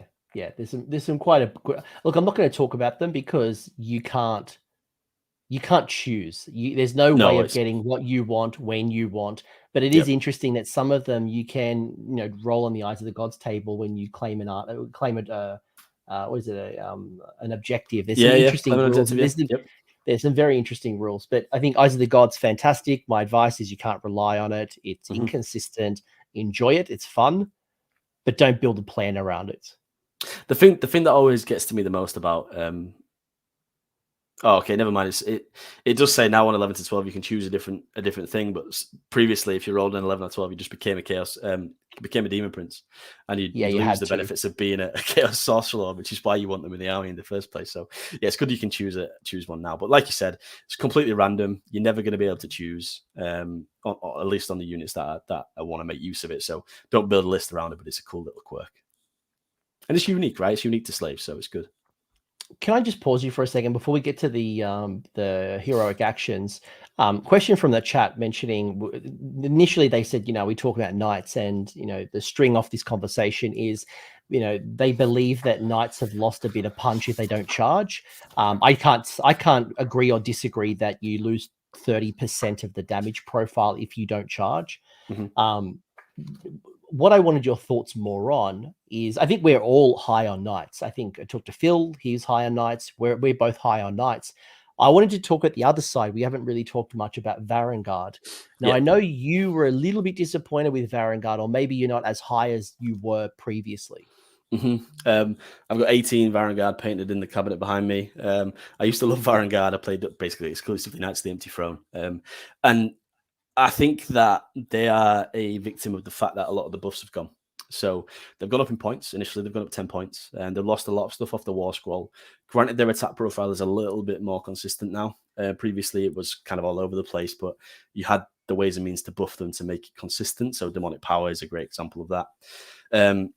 And my experience playing with them in the new book is that they just die a little bit too fast. So the 5 wounds, it's 290 points. So they're effectively 60-point models. Their output is okay. They can fight twice, and it's not fight twice last like it is with a Chosen. But I think they're a victim of the fact that it's such a big points investment.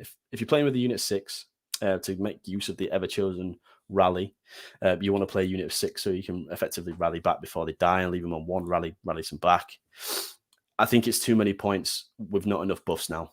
They lost the spell ignores on the War Scroll, so they still have spell ignores. Mortal wound saves, which is great because they didn't have a mortal wound save before. They've just got a flat 5 up mortal wound save now. But if you put it into context, they were 10 less points. You had +3 to the save regularly. You had reroll hits and wounds, and they could be heroes, have finest hour and stuff, and that is also gone with Knights of the Empty Throne.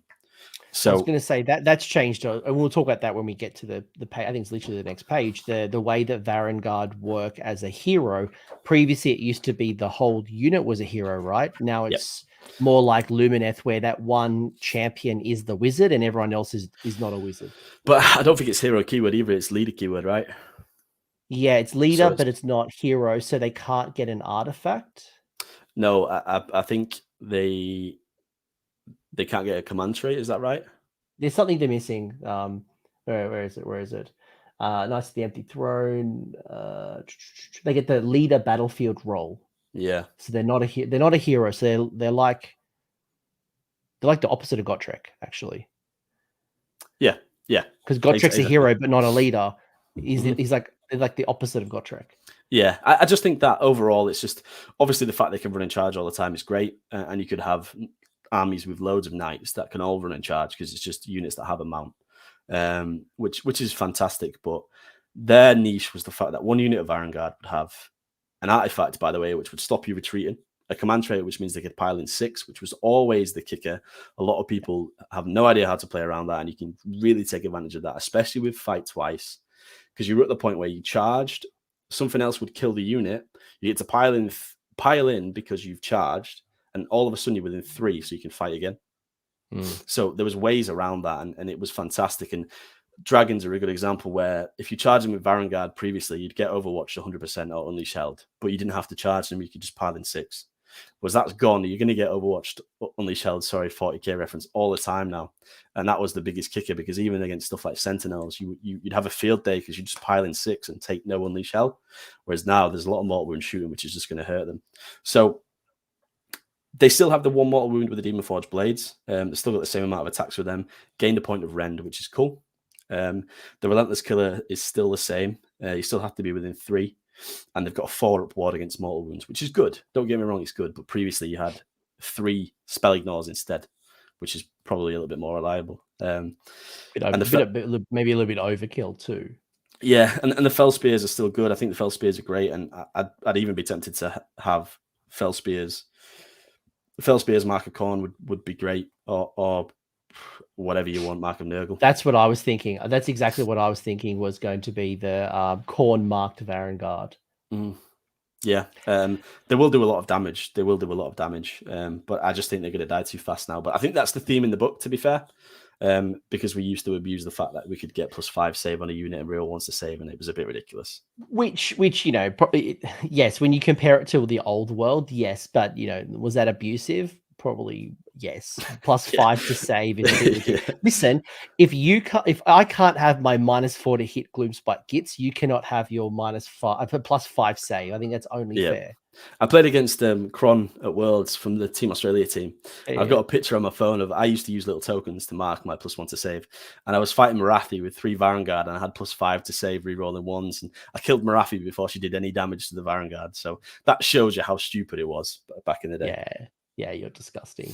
Quickly on the Vows of Darkness, let's power through this. I think we're I'm loving this chat, by the way, but it's 90 minutes already, and we're only just scratching the surface on Allegiance abilities.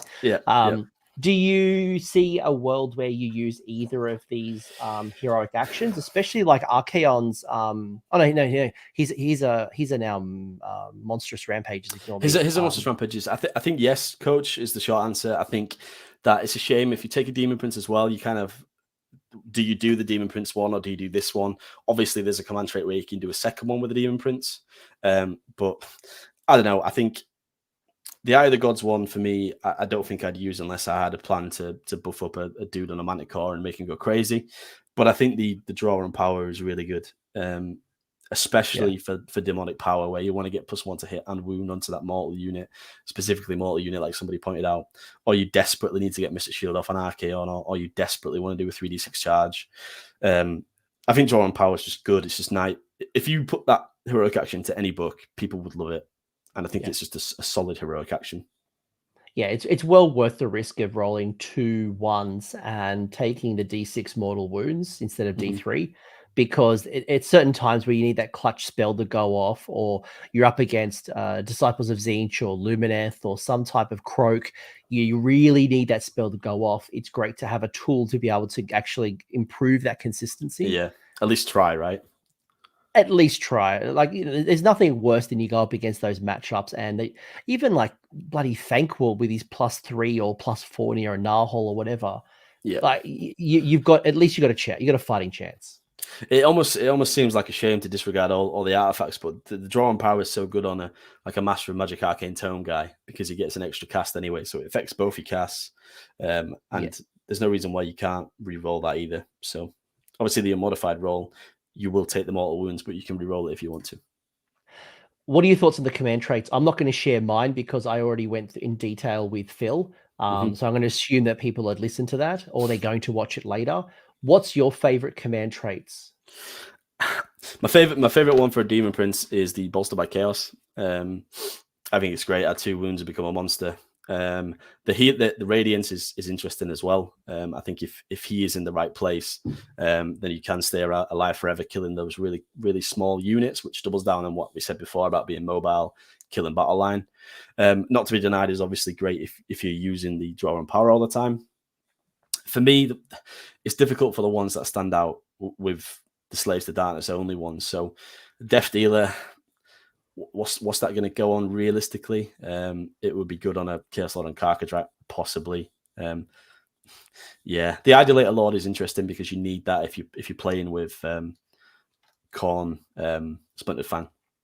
Yeah, you're definitely going heavy.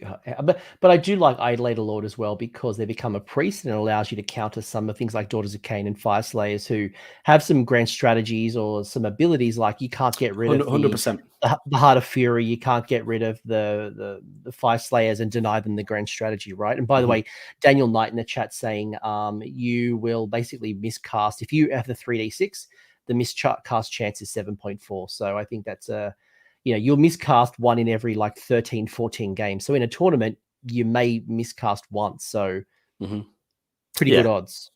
Yeah, and that's the worst case scenario. Best case scenario, the chance of getting the spell off is obviously much higher. So risk and reward. That's the one that stands out for me. I think Arch Sorcerer is good, but it's a shame because I don't think the spell lore is particularly great.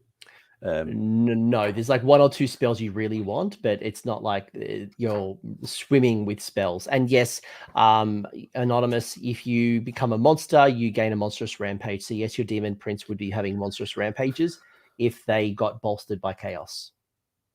Yeah. Because they're monster keyword, and monster keyword gets the monstrous rampage. And then we're just not sure about the interaction with Ravagers getting, not Ravagers, sorry, Despoilers getting 2 more wounds if you're a monster. Yes. Don't know which one affects it first. So, and there's a couple of clarifications. Like I know you talked to me earlier about if a Demon Prince was to look at the command traits, do they get all 8 of these, or is it just the 4? Because a Demon Prince is a hero. Yeah. They are a hero. So are they eligible for the left table, or is it just the right table? Yeah, again, exactly. Question mark. Let's wait for the clarification. Yeah. What are the artifacts? The Demon Prince ones. I mean, Infernal Puppet is the one that stood out when people first read it. I think being able to put that onto Croak or something is great, which is cool. But I think that Helm of Many Eyes is great for Demon Prince. I would like to have seen Helm of Many Eyes on the Slave to Darkness one, because I know Phil mentioned about Chaos Source Lords and retinues.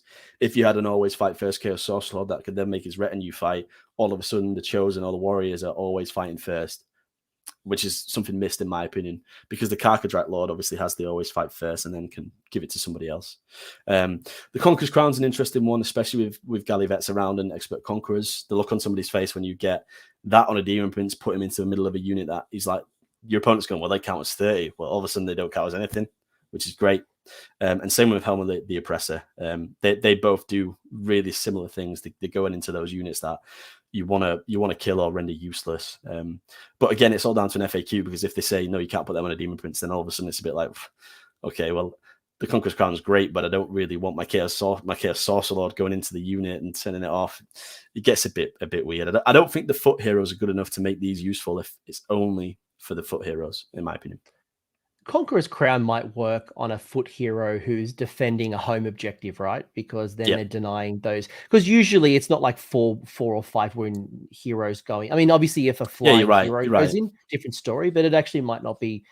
Canary come in, for example. Cool, steal the objective. I don't care. You can't claim it. Exactly. Yeah, exactly. And that's a good use of that as well. But I think stuff like the Conqueror's Crown and the old command ability for Knights of the Empty Throne, where you reduce the amount of models someone counts as, I think stuff like that is really good and can catch your opponent out quite a lot. So I like Conqueror's Crown on Demon Prince running around and killing the battle line and making them useless. Yeah. Personally. Yeah. The Helm of the Oppressors, I do love Helm of the Oppressors, especially now that there's a lot more 4-up rallies, 5-up rallies, 100%. And also Inspiring Presence being limited now. Especially as you talked earlier, the Demon Prince, Nurgle shutting off wards. Yep. There's so many other ways that you could do some serious damage to a reinforced or multi-wound unit with a lot of bravery. 100%. Ones that stand out with that sort of stuff is like if you finally get into like the bow snakes, because what people do is they kill from the front and rally and shoot you again anyway and teleport away. So if they can't do that, it's great, but it's difficult to get there. So. Yeah, and you know what? It could work on a Lord on Karkadrak or a mounted demon. Yeah, I think the question though is, do I want it, or is there something else that fits them better? And like the Helm of the Oppressor, I'd probably choose on a Karkadrak or a mounted demon prince, a mounted lord instead of the Conqueror's Crown.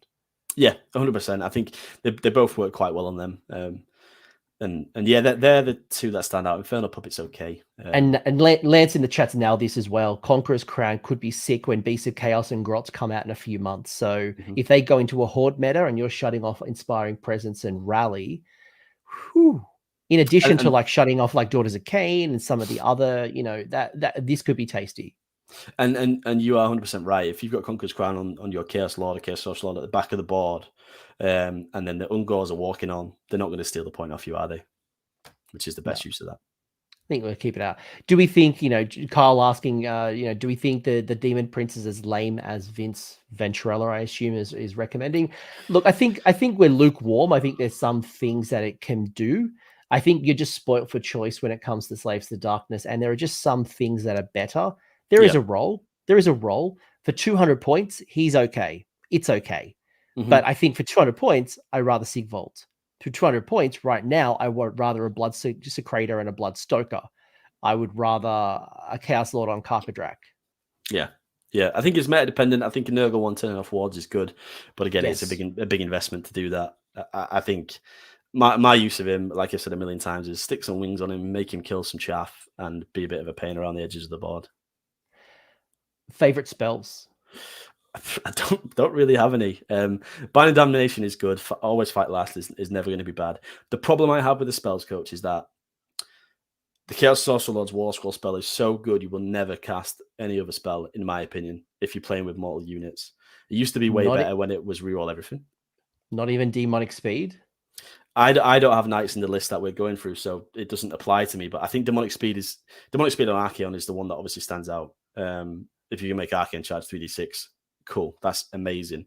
And then Binding Damnation is also good if you put it on Archaon, because you pick that unit, you want to go fight with Archaon, they fight last. Archaon's been sent in with Demonic Speed, and it's a shame really, because I think that Mask of Darkness was a really, really good utility spell that we used to be able to have access to, and that's gone, which is a shame. But Demonic Speed, good if you've got the right build for it, 100%. Binding Damnation, fighting last, also good.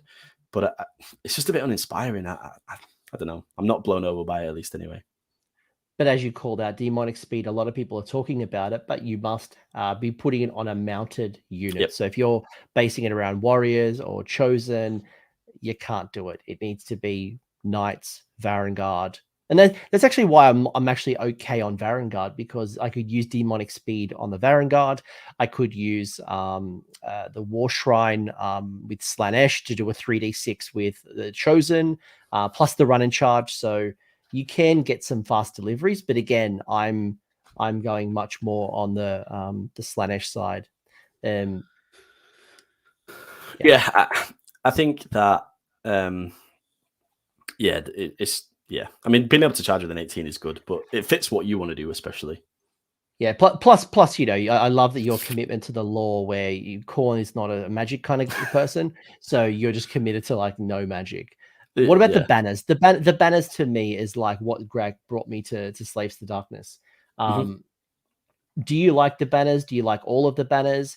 Is it worth going into Host of the Ever Chosen to get a second banner, or even looking at like, you know, different battalions to get an extra banner? Would you go 3 banners? I wouldn't go 3 banners, because I generally just play with Khorne and Nurgle anyway, so I'd have to play with a third mark to be able to get use out of that. 100%. It's great in Host of the Ever Chosen, because you can get 2 ways of stopping Arcane Bolt and Inspiring Presence. So no, but I think the Slanesh banner makes Slanesh even more competitive with Khorne, because you get the +1 attack as well. So yeah, I don't think any of them are particularly bad. I think the forward water shooting is great situationally, but we've already spoke about Tzeentch as a whole. I think the Nurgle one's great, and before the nerf it was insane, absolutely insane. But it's still good, because you will have a high save characteristic on Knights, Chosen, or Warriors anyway. So making them do 1 less pip of rend every time they fight is great. And then Khorne +1 to wound. Again, the 3 buffs that are all great. So I think they're a really good addition to the book, at least anyway. It's just a shame you can't stack them. That's the only problem. Like 2 banners? Or like you can't have the same banner twice. Different units, obviously, but you can't have the same banner twice in your army regardless. So I don't know. I don't know. It's a shame, because if you play Host of the Ever Chosen and you have all 1 mark, you are basically never going to be able to get 2 banners. I was going to say, it does mean you've got to be a bit more soupy. I'm sure there are some Slaves to Darkness players that just want to go all in on 1 god. And I think, surprisingly, you can't, get a second banner on the same. But like, I look at the Blasphemous Icon, I'm not really a fan of it. The Dread banner, So unless I'm doing 2 marks, like I'm not worried about the second banner. But definitely for me, and by the way, the Nurgle change is that it's no longer an aura with 12-inch aura. That's just ridiculous. It's just the unit. It's just the unit is -1 Ren. So Nurgle Slaanesh or Nurgle Khorne is the most likely combinations you'll see. Yeah. If I had a third one, maybe I can't even lie. I can't even say the Tzeentch banner. Like, I'm sorry, I can't. But maybe I'll have Tzeentch, Nurgle, Slaanesh, and Khorne. Maybe I have one independent Khorne unit that does its thing, while most of my army is Slaanesh and Nurgle. I don't know. I think even from speaking to you, Coach, I think it's changed my opinion a little bit on Slaanesh chosen, because I think that as long as you have the Ensorcel banner in your charge, and I think that they're up there with Khorne. Obviously, you lose +1 to wound, so you lose +1 to wound, but you gain the 3d6 charge. So that's the trade-off. Yes. So it depends on distance and where you want them to be. But if you wanted to have 2 fighty units of chosen, you could have a Slaanesh one and you could have a Khorne one. Or if you wanted to have which is where I've been. I'm like, oh, do I do like a combination? Yes, the lore says they hate each other, but maybe the lore is they're fighting to see who's better, and maybe they want to like fight to see who does the most damage. But I see a world where those two work in combination, in unison, 100%. And it's almost like if you want stuff to fight well in combat, but it's a foot unit, Slaanesh may be better. When if it's a knighted unit, Khorne may be better, because you don't necessarily need to have the 3d6 charge all the time, because you have access from a spell as well. That's kind of where I've landed. Is that Khorne mounted, Slaanesh foot. That's my little thing. Yep.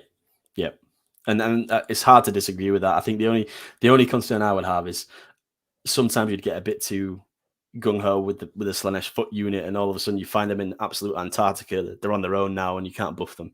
Whereas with Khorne, you have to be a bit more conservative with that, I suppose, because you don't have the ability to just slingshot them 18-inch charges up the board. No. I think you see the Knights maybe in the Varangard, especially Khorne ones, hitting maybe the flank a little bit more and compressing in, while the Chosen definitely could be up in the middle of the board where most of the objectives are, and you don't have to worry too much, or you can keep buffing them as they go. They do need a little bit more babysitting. Yeah. All right, so you talked a little bit already about the Knights of the Empty Throne with the Varangard. So I want to loop back to this. Sorry, I was just reading a comment from the chat. It was an interesting one. Chaos Chosen doesn't need a banner.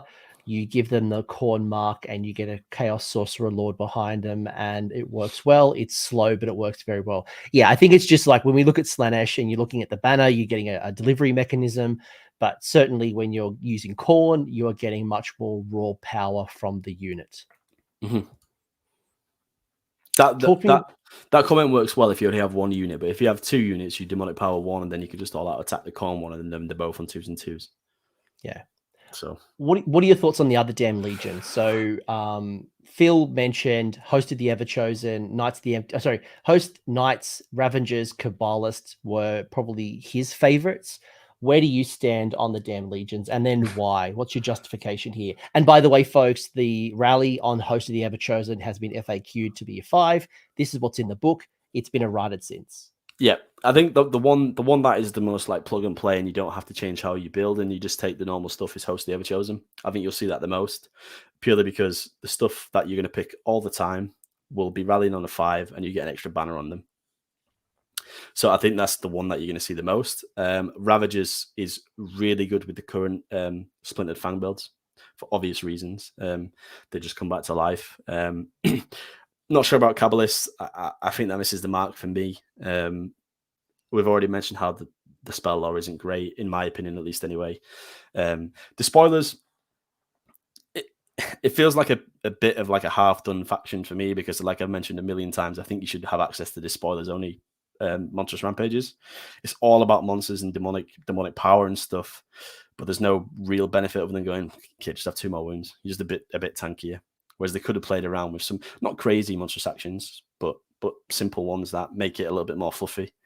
We've spoke a bit about Legion initially, Coach, so I won't go too far into that. But again, with Knights of the Empty Throne, if you want to play an army that's fully mounted, it is the go-to, because you effectively get a mark of chaos in an allegiance ability by being able to run in charge. So for me, Host of the Everchosen, Ravagers if you go that way, and Knights are the ones that stand out. So same as Phil. I think Despoilers is very niche. If you don't have monsters, it's irrelevant. Kabbalist misses the mark for me. First Prince we've spoken about before, and then the other three are just sort of plug and play and do really well for what you want to build around. So talk to me about someone who loves their Varangard. What's the benefit, or has loved benefit of the Varangard for a long time? Yep. What's the difference in a Varangard heavy build between Knights of the Empty Throne and Host of the Everchosen? Because you get the 5-up rally. I think the FAQ stopped it affecting Varangard now, Coach. So I'm fairly certain. I'll just pull it up as well, or you can pull it while I speak. But I'm pretty confident that the FAQ took it away from Rally and Varangard, so it's still just a 6-up for the Varangard. Right. Okay. So if that's changed as well, because I haven't run Varangard yet, so I don't think I've noticed that particular one. So what I'm hearing while I check that, what I'm hearing is if that is true, Knights of the Empty Throne is going to give you a better rally. So if you're doing the unit of 6, or even a unit of 9, because they'd be battle line, not that you probably would do 9 Varangard, you would get the 5-up rally, while Hosted the Everchosen, well, you can't even get a banner on your Varangard. The banners are only for Chosen, Knights, and Warriors. Yeah, Chosen, Knights, and Warriors. So you don't get a banner on Varangard, but there is no benefit now to putting Varangard in Host of the Everchosen. It doesn't affect, nothing in that subfaction affects the unit the same way it doesn't in Ravagers, Kabbalist, the Spoilers. So if you want to get benefits out of playing Varangard, then Knights Empty Throne makes sense because they can all run and charge because they're all mounted, and you have access to the 5-up rally if you go that way. Because you get a general in that Varangard, but he's also not a hero, so can't have a command trait. So it is a little bit weird. It's almost like you're going to miss out on a command trait because your general has to have a command trait, and if your general can't have a command trait, you don't get one. The little designer's note says the general cannot be given a command trait. Yes, so, yeah, I saw that before. So you lose a command trait. Yep. And we've already discussed some of them are okay. You lose a command trait, you get a 5-up rally, and they can run and charge. But yeah, like someone mentioned in the chat, the fact that Everchosen doesn't affect Varangard in any way, shape, or form is really sad, because previously you had obviously the circles, which were great. There was loads of buffs attached to playing Varangard in Everchosen, like they got +1 to hit if Archaon's around. They are Archaon's boys, and they just get no benefit from being in that subfaction whatsoever. Anonymous, I'll hold that question because one of the lists that we're going to go through in a minute is actually a despoilers list. So I won't ruin Christmas just yet. Really quickly, do you actually no skip it? Don't worry about it. I'm just going to go straight to your list. Don't worry about the grand strategies and battle tactics. Like the grand strats are okay. Well, do you want to give a quick thoughts? No, they're just okay. I think you've already been over it. That was why I thought like I'd skip it. So like, yeah. Yeah, they're just fine. There's plenty of other battle tactics that work well in the book and outside of the book anyway. So yeah, they're just fine. Yeah, we can skip this, Coach. Nothing crazy about them. Do you assume you go to a tournament that is only grand strategies from this book? And again, we don't obviously know what the new General's Handbook is going to bring. What's your favorite grand strat from this list? I think they're really tough. I think Dominating Presence probably, but even that's going to be a stretch because you don't have that many units. Masters of the Dark Ritual is irrelevant because I'm not going to play with any of the spells. What are your thoughts? What are your thoughts on endless spells from Slaves to Darkness? Because you got Master of the Dark Ritual. Yep. So first, obviously, you got to have the endless spell at the end of the game, which is a challenge in itself. But second of all, I haven't really seen a lot of Slaves to Darkness people taking Slaves endless spells. No, and the reason for that is because historically the spells that the Chaos Sorcerer were he had such limited spell cast numbers, and the spells he cast were such high value, you didn't have the spare cast. So he was just casting what he had to cast. And I think that's still the case. If you take two, one's going to be Mystic Shielding and one's going to be Demonic Powering, and that's basically where it stops. Or, like you said, you have the 3d6 charge on one and one's Demonic Powering. And unfortunately, that's kind of where it stops. And then if you think about them, okay, maybe Archaon's got spare cast, but he already costs 860 points. You don't really want to make him more expensive. The endless spells are okay. They're not great. They're okay. And I just think that you're so limited with spell cast, you never really can shoehorn them in my opinion, at least anyway. I think of the endless spells, the eightfold doom sigil is probably my favorite of the three. Yeah, Like plus I one just attack. feel the demon rift is just underwhelming. The realm scourge rapture is okay. I think it's the eightfold doom sigil. Keep a track of the number of models that are slain within 12 inches of the endless spell. At the end of the turn, you basically roll some dice on a 3-up. The player whose turn picks a Slaves to Darkness unit within 18, and 1 to do that characteristic of melee weapons until that player's next hero phase. So it's not a bad little buff. While you look at it and you give me your thoughts, when is the full release of the book? We don't know. We saw it was a summer release. They actually haven't given it. If I was making an educated guess, it would be mid-January. That'd be my educated guess. Trying to get your Christmas money. They'll give the battle box air to breathe and hopefully sell, and then maybe release it after Christmas. And then maybe Gits and Beasts of Chaos are like sometime in February, if not early March. That'd be my educated guess. Mm-hmm. Yeah. For me, the reason why I think that's really bad in the spell coach, and maybe you can tell me otherwise, you don't get a buff until the next turn. So Yes. your opponent can just dispel it after you've summoned it, got the buff, and then they dispel it, and then it's gone. So I don't know. But it is forcing your opponent to use a resource that is unbind or dispel. Yeah. So true, it is.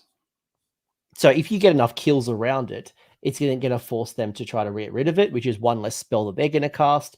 And like it's an additional boost. Like if it goes off, it goes off. But my strategy isn't built around the Doom Sigil triggering and giving me more attacks. Like I really want to smash someone hard. And if there's any resources left, or maybe it actually might force my opponent to stay away from me. Like, oh, I don't want to get hit again by those chosen with an extra attack.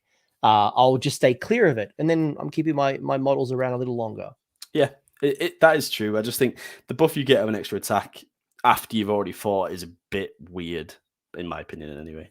Because you want to have the buff. You want to have the buff before you fight, right? Not after you fight. I'm just saying, of all the 3 Slaves to Darkness endless spells, it is my favorite. But I'm not rushing out to go buy that box right now because it's the cheapest as well. Oh yeah, well there you go. Points, there you go.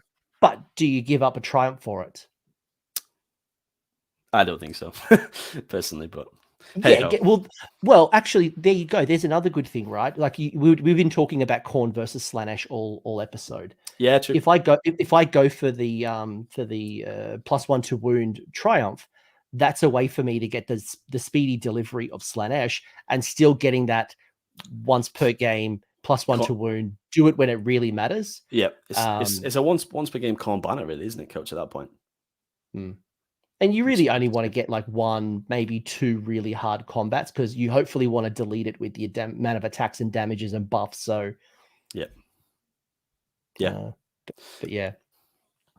I'm going to skip this. I think they're obvious. Chaos Warband is okay. Overlords only really works if you're doing Host of the Everchosen, Knights of the Empty Throne. We've already talked about Varangarda. Okay, but you do you. What I want to talk about is a list. So, list number 1 is your Host of the Everchosen list. You've got yourself a Nurgle Demon Prince. You've also bolstered by Chaos Conqueror's Crown. You've also got Nurgle Chaos Sorcerer Lord, Binding Damnation. Another one, same thing, Binding Damnation. You've got 2 units of 10 Chaos Chosen Nurgle with banner. Is that a mistake? Well, there's 2 banners. What's the? Because host the Everchosen. Get 2 banners, right? Oh, sorry, I'm going blind. One is a Nurgle banner, one is a Khorne banner. Then you've got I'm going blind. You got 20 Chaos Warriors with Nurgle marked, no banner. And then you've got 2 units of Corvus Cavol at a minimum unit size. This is Battle Reg, so it's 1 drop, 120 wounds. What's the deal with this? How does it work? What's the synergies and all the good stuff? This would really struggle to play 8 objectives. That's a disclaimer straight away. But at the minute, the thought process is The Demon Prince, the Sorcerer Lords buff the Chosen. The Warriors are in front of the Chosen initially, so they stop the Alpha. And then the Corvus Cabal can deep strike at the back, which is something that was missing 100% from the Slaves book before. Being able to turn free, go, okay, this is the board state now. I can put the Corvus Cabal over there. You can do Desecrate. You can do break the one in enemy territory. I can't remember what it's called. Yeah, the two. It doesn't matter. It's going to be done in a month's time. Yeah, but you can do those two pretty simply with them as well. And the theory is the Chosen do the heavy lifting, and the Warriors are just there to stick around. That's the theory with this, and it does work really well. The Chosen do tend to blend what they want to blend, but they die a lot faster than I thought they would. I've played against Fire Slayers, Iron Jaws, etc., and it is a little bit touch and go sometimes. But the theory is with the two Sorcerer Lords, one of them just Mystic Shields the Nurgle unit or the Khorne unit, doesn't really matter which one. So the Nurgle unit becomes even more difficult to kill because it's reducing rend by 1, reducing wounds by 1, and +1 save. And then the Khorne one gets demonic power or vice versa. So that one becomes even more fighty in combat. So +1 attack on the charge, and all of a sudden they're going to be 2s to hit, 2s to wound. They're already 2s to wound because of the banner, but 2s to hit, 2s to wound in combat. So the Khorne one, fighty, the Nurgle one specifically a bit more tanky, and they go and support where the Warriors aren't, basically. That's the theory behind it. Surprising that you put the Nurgle banner on the Chosen instead of the Warriors. Most people have gone 20 Warriors Nurgle banner. Mm-hmm. What made you go with the Chosen with the banner? The reason why I've not put the banner on the Warriors is because if you deploy them in a certain way, you can actually not abuse, but make better use of the rally, the 5-up rally in the Ever Chosen. Whereas if they have the banner, they're going to die slower, so you won't effectively get as good a use of the rally. And the Warriors, for me, are there to just slow people down and get in the way. They're not really there to be a big investment and stick around forever. Whereas I want my Chosen to live, those Nurgle Chosen to live as long as humanly possible. And by reducing rend by 1, that's definitely going to help. Yeah, so they're there to be able to take the hit. And I think it works well with, the fighting twice but fighting last. It helps them take a hit, so there's more people fighting the second time they fight. Obviously, you can't have 2 Nurgle banners, so you can't have that effect twice, but being able to fight twice but last is, if they live a little bit longer, then you get more effective use out of the fight twice at the end of combat, if that makes sense. Yeah, that makes perfect sense. Actually, I thought you were crazy at first. I'm like, no, 20 Chaos Warriors, Nurgle banner is like the perfect combo. Mm-hmm. But I think you've made a good point. Like, if you're going in with 2 units of Chosen, they are a lot of points going in. You can make them much more durable by giving it a Nurgle banner with 3 wounds apiece, and if you are going to use the fight last, I think that it's the fight last. If they were just average Joes and there was no double fighting, sure, I think you're slightly a little crazy. But the fact that you can be more durable between attack sequence 1 and attack sequence 2, I don't mind that. I actually don't mind that at all. On top of it as well, you're never going to be able to fight with them both at the same time. So in your turn, you have to decide which one's going to fight first. So it makes the decision a little bit easier when one unit's not going to get hammered quite as hard, and the unit with the Khorne buffs that are less durable but have more damage can fight first, and you're a little bit safer in the knowledge that the Nurgle unit's not going to take a massive hit. Another consideration I just had, and it's only a short-term benefit because, again, the new General's Handbook's coming, but the Corvus Cabal actually could be really helpful for things like the Proving Ground. Mm-hmm. And because they're GVs currently, so yep. Being GVs, they'll be able to jump into a Proving Ground. They can help you score some of the other battle tactics that are GV only. So I think in addition to the deep striking, the other battle tactics, and they're just such a cheap points allocation that they do a lot of good trading up. They do, but you have highlighted the biggest weakness of the list, and it is the fact that they're all Galician veterans, so they are going to be hampered pretty hard by bounty hunters. That's something unfortunate, but it's the case, I'm afraid. And hopefully in the new Jones Handbook, if that's gone, the list will be considerably better because that's not there anymore. And that's a consideration as well, right? Is that technically this book is not tournament legal. Now, obviously, each tournament and game store can run it differently, but the way Games Workshop has ruled it is that their events and a lot of other events are kind of following suit. It's the same in the UK, yeah. because the app's not updated, so it's old rules. Only a certain amount of people have this particular book, so it does create issues. So the way they've done it is until it's on general release, so really not until January, which is really new General's Handbook. So by then we can only assume and hope that GVs, bounty hunters, proving grounds will all disappear. Yeah, 100%. And I think warriors are actually a really big victim of bounty hunters, because the fact they've got 2 wounds, it effectively halves their usefulness if you're playing against bounty hunters, because all of a sudden they might as well just have 1, which is a massive shame. But as soon as that's gone, they'll be way more durable. Way more durable. Which is probably why the Nurgle banner on Nurgle warriors is Stands so out for you important, now. because with bounty hunters right now, if you can reduce the amount of attacks going in, and if you save stack with the sorcerer lord using oracular vision, giving them all out defense, then it's really hard to put a wound on them. And if they do, you got the 5-up rally. Yeah, I think that one of the only, well, not only, but one of the glaring weaknesses for me with Chosen when I was actually looking at them was no mortal wound save. Because you'd like to think that they have all, I mean, they have no rune shield, which is the first obvious one, because the mortal wound save comes from the rune shield. But you'd like to think they'd have some kind of like rune infused armor or something, because they're the chosen of chaos. But no, unfortunately not. So they are still susceptible to mortal wounds, which is a shame. Yeah, and I do agree. I think if you only have the warriors, I also completely agree that it's huge value to put the banner on the warriors. I think that Nurgle banner can be interchangeable, but for my purposes, I want the chosen to live as long as possible, because they're the only thing that does the damage in the list. So another unit that I think about in this particular list, and it's something that I haven't seen a lot of people use because it's good on paper, but I think you just run out of points and it gets dropped really quickly. I really like the chariots, especially like the Gorbeast chariots. And I'm like, there's something in Gorbeast chariots. I don't know what, and I don't know if it's to support like you're going up the board. You're trying to bring up why I like it. No, I'm just looking at the chosen. No, they don't have a 6-up ward. No, they'll get oracular visions, but that's it. So no 6-up ward built in. Sorry, I agree with the chariots, by the way. Do agree. Yeah, cool. Yeah, I think there's some good play with the chariots. But anything else you'd actually talk about with the host of the Ever Chosen list? I think it's great. It's solid. You've brought out some interesting points as well. We've talked a little bit about the Demon Prince, and you've made your argument on like Chaos Knights. And look, you do you. If you want to do more warriors, you want to flip the banner, you want to add knights or Varangard instead of Chosen.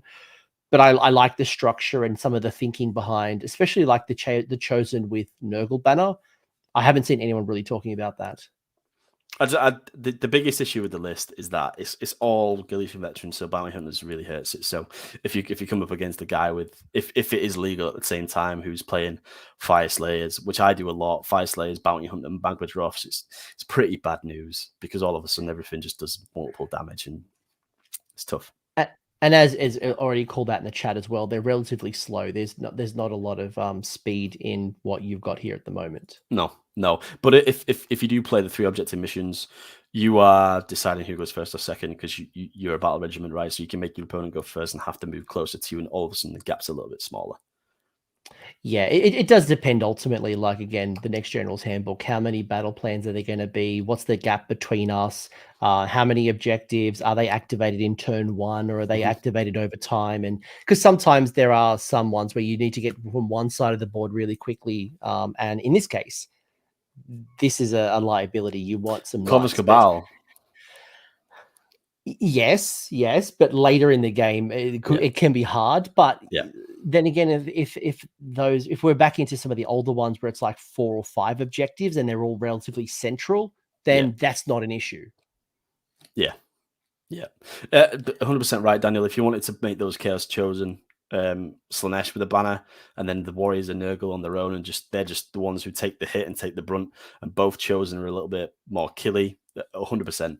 I don't think you have to have Nurgle and Khorne Chosen. I think there is definitely a strong argument for Slaanesh Chosen. And 100%. and that's why we're just proposing ideas, and you take what you want or one Yeah. idea. And this is an idea that I don't think anyone's had in the internet except you mad lad.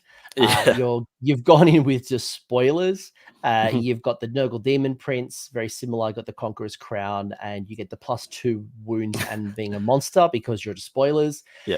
You've got your Chaos Sorcerer Lord with the Arch Sorcerer being the general to have access to all the spells. You've gone 3 units of Corvus Cabal. You've got yourself a unit of 10 Nurgle Chosen with the banner. And then you've got 2 Khorne Soul Grinders, 2 Nurgle Soul Grinders. Mm-hmm. There is a world where you just drop that Chaos Sorcerer Lord, make them all Khorne, and have a Blood Secretor, but I don't think that's going to last long. So that's why I've not done that. But yeah, what the hell's going on here? The issue is deployment. Putting 460 mil bases into a deployment is a little bit tricky at times. But the theory is the Soul Grind. We spoke about Soul Grinders before. They are difficult to deal with from an opponent's point of view. They do a decent amount of damage. They shoot very well. And the Soul Grinders trudge up the board at the side, 2 on each side. The Nurgle Chosen go up the middle. The Corvus Cabal deep strike where they need to be turn 3. And then it's just a big block of death with 4 Soul Grinders and 10 Chosen just moving forward. It's almost like what do they used to call them in 40k in fantasy? Death Stars, pretty much. But it's a big Death Star because Soul Grinders take up a lot of space. And we talked a little bit earlier at the top of the show. I'm assuming some people might have joined us late, or they might not have remembered the amazingness that is Soul Grinder. Is that when you're buying a Soul Grinder for 230 points, you're not grabbing a pure death monster. No. You are grabbing an area of denial because it's such a large board presence. Yeah. You mentioned earlier about if you sit it on the middle of an objective, you cannot get onto the objective without being in combat, which I think has some interesting uses. It's base wound of 18 on a 4-up save, and within Despoilers, it goes to 20 wounds. So 20 wounds for 230 points, a movement of base of 12. It has shooting and combat with some good rend and some good damage. The ability to run and still shoot. All for the price of 230 points. Yeah. Now, I don't know if I'd do 4 in my list, but I definitely would be considering 1. I think if I've got 230 or 50 points, I'm like, do I do a unit of Chosen? Do I do a Soul Grinder? There's actually some things in here. I think the Soul Grinders, 2 Soul Grinders is 10 knights, right? So you could drop 2 Soul Grinders and put 10 knights in, and that would also be fine. I think I've doubled down on the Soul Grinders purely just to take as much advantage of Despoilers as possible. Like I've already said, if there was a monstrous action, it would be a lot better because you're obviously just limited to Raw, Stomp, and then Titanic Duel. But I think that they are very good for the points. Would this list win a tournament? I'm not sure, Coach, but I think it would be difficult to deal with for quite a lot of people. People said that Gargants will struggle. This will struggle against Gargants. I don't necessarily think that's entirely true because the threat of the Corvus Cabal means they can't run away from the objectives, really. Otherwise, they're going to have to turn around and go back. Yes, don't get me wrong. They probably can kill a Soul Grinder in 1 round of combat, but they only get to fight with 1. And there's decent shooting, which will hurt them as well. I think there's 24 shots that are going to be force 3s -1/1, and there's 4 shots that are going to be force 3s -2/3. It's not going to kill a Gargant with shooting, but no, I think it'll be okay into Gargants generally. But yeah, you need to have the Corvus Cabal in a list like this, otherwise you are just stuck where you are basically. How come you didn't go with like a Chaos Sorcerer Lord or Manticore or a Chaos Lord or Manticore, being that they are also monsters? Instead of the Demon Prince? Or just generally? Yeah. Or you drop a Soul Grinder to get one in. Like, why was there not one of these type heroes in the list? Like, what was the thinking? I just thought that the Soul Grinders would just better value in terms of the output they can bring compared to one of those heroes, honestly. And I think that the Sorcerer Lord on foot is so important to Chosen purely because of Demonic Power or Mystic Shield and Oracular Visions, that you probably always need a Chaos Sorcerer Lord on foot. That was definitely the case in the old book, and I think it probably is still the case now. Yeah, exactly. SEAL Team Corvus Cabal, 100%. I do think, especially now with my new hindsight, so my new like foresight of Gits and Beasts of Chaos getting a new book, should they become popular, I am still high on the Chaos Lord on Manticore with its Winds of Chaos and that horde 100%. clearing spell. I think that to me gets me, and it's a single caster. It That's the problem though, coach. Like the spell is amazing, but it is a single cast, and you're paying so many points for that wizard. So many points for that wizard. Yeah. I think the spell is really good though, but it's casting value 8. There's no buffs to that. Yes, that the casting value of 8 and not having a natural +1 means you're hugging faction terrain to get a 50. Sorry, you're hugging arcane terrain just to get like a 50-50 chance of getting it off. So it's the heroic action, right? That's what you need to do. You have to get the heroic action off to do 3. Oh, the 3d6 cast. Yeah, but again, like then you're not getting a CP, you're not doing finest hour, you're not healing. Yeah. Arcane Tome and Draw on Power, like people said, is a good shout with the Source Lord of Manticore. I don't know. I don't think he's killy enough. I don't know. I played with the Chaos Source Lord of Manticore at Worlds, and all he did was stand at the back and cast spells. So I thought to myself, well, why is he just not 1 on foot? Yeah. And no. It's a good argument to put one in for a roar or a stomp, but you've already got 5 of them with the Demon Prince and the 4 Soul Grinders. Look, for those guys in chat, I don't think this is going to be the list that's going to win tournaments. I think it's just an interesting list which will cause a lot of problems to a lot of people. It's yeah. Look, I challenge Toby, especially because I've already had one chat already. I wanted a different. Again, this is not about the take this list and run it to your next tournament and you're about to go 5-0. It's a way to look at the list. We've already had again that the Phil chat was heavily towards Knights and Warriors. That has been discussed. Archaon, no Archaon, hordes of cultists or not. I think there's some really and that's why I mentioned the Gore Beast Chariot. I think there's a lot of units that I think have some really good use. It's just we're not talking about them yet. You don't have a War Altar, Shrine, a War Shrine. No. Like there's still a lot of good units that we haven't talked about. And I feel like my experience of Cities of Sigmar is really important here because early on, Cities of Sigmar, everyone was all about Hammerhall and fighting twice. I think Jack Armstrong might have led the charge there. But then, 3, 4, 5 months later, we started to see people actually really unlock the value of Tempest Eye and Hallow Heart and some of the other builds. And then obviously Living City, it took ages for people to find Living City and get the value out of Living City.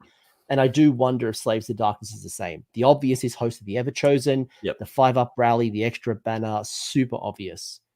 I think you're right, Coach.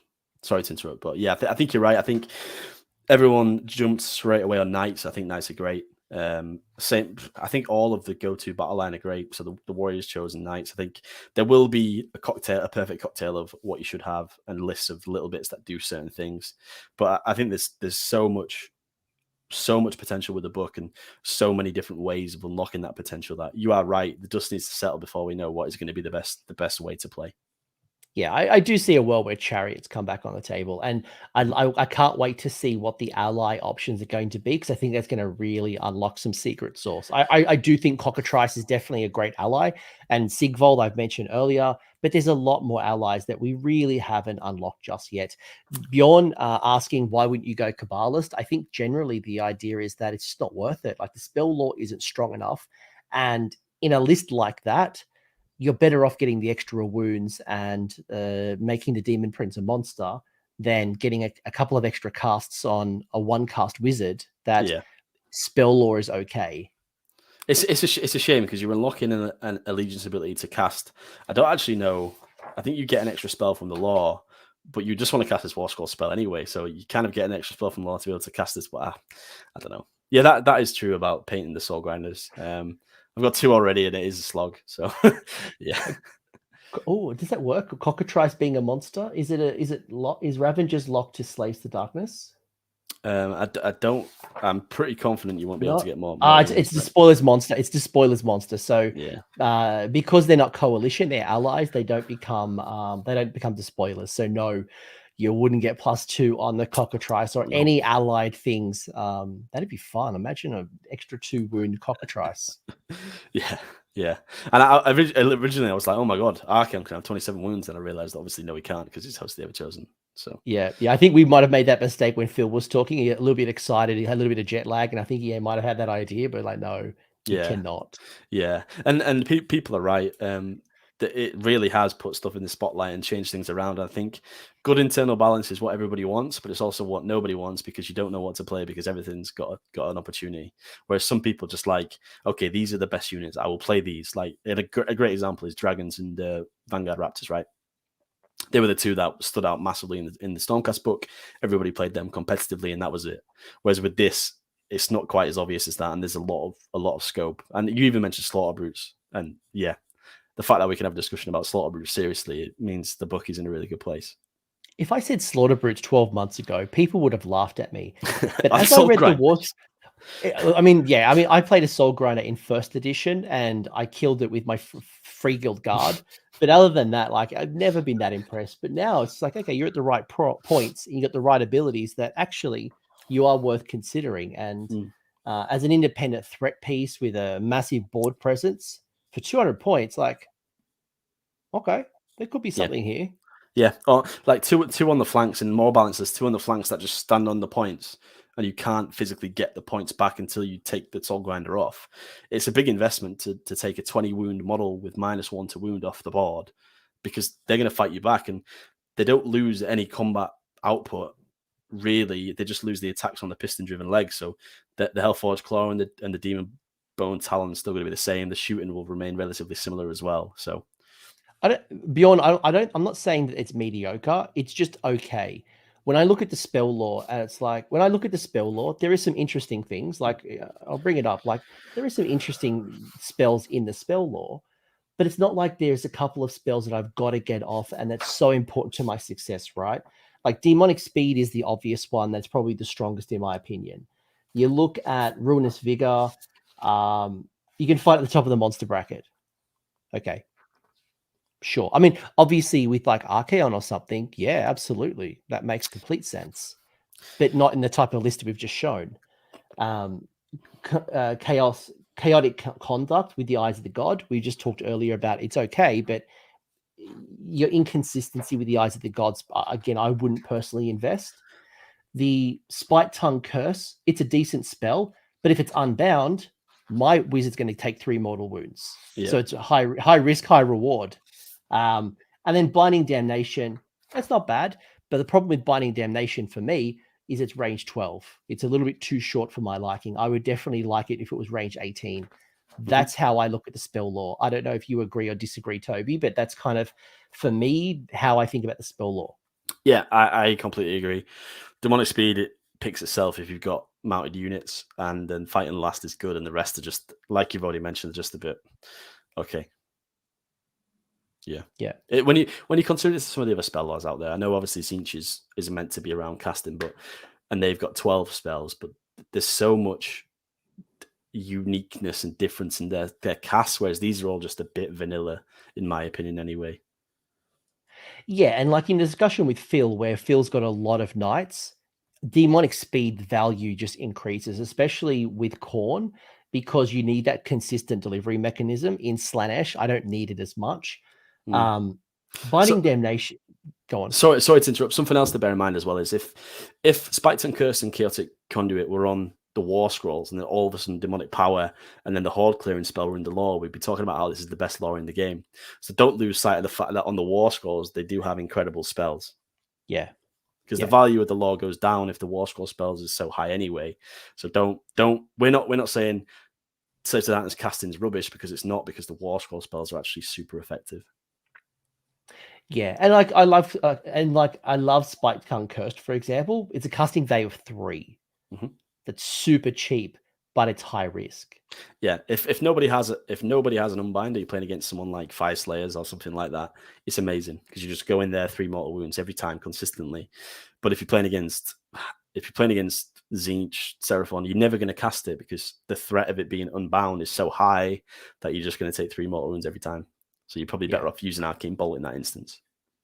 That's why I say that the spell lore is okay. It's not great. It's not crap. It's just okay. Yep. Yeah. Yeah, and unfortunately, 9 times out of 10, your Chaos Sorcerer Lord's going to cast Demonic Power, so it doesn't really matter too much. I'm taking the Sorcerer Lord on foot because I want Oracular Vision. I want some of the other things on it. I'm not doubling down. And because, again, there's so many great spellcasting armies at the moment, Zench, Seraphon, Lumineth, there's a lot of good spellcasting armies. There's not a lot of native boosts, and I'm relying on Arcane Terrain. And that's one more thing I need to worry about, when really my strategy is I get either Khorne, Nurgle, Slaanesh marked, and how that interacts. Yeah, I think if the Tzeentch mark was just +1 to cast, then sure, but it's not.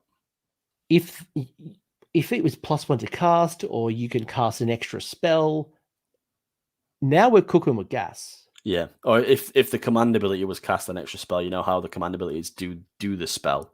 If it was just you can cast another spell this turn, then sure. But I don't know. Just my thoughts.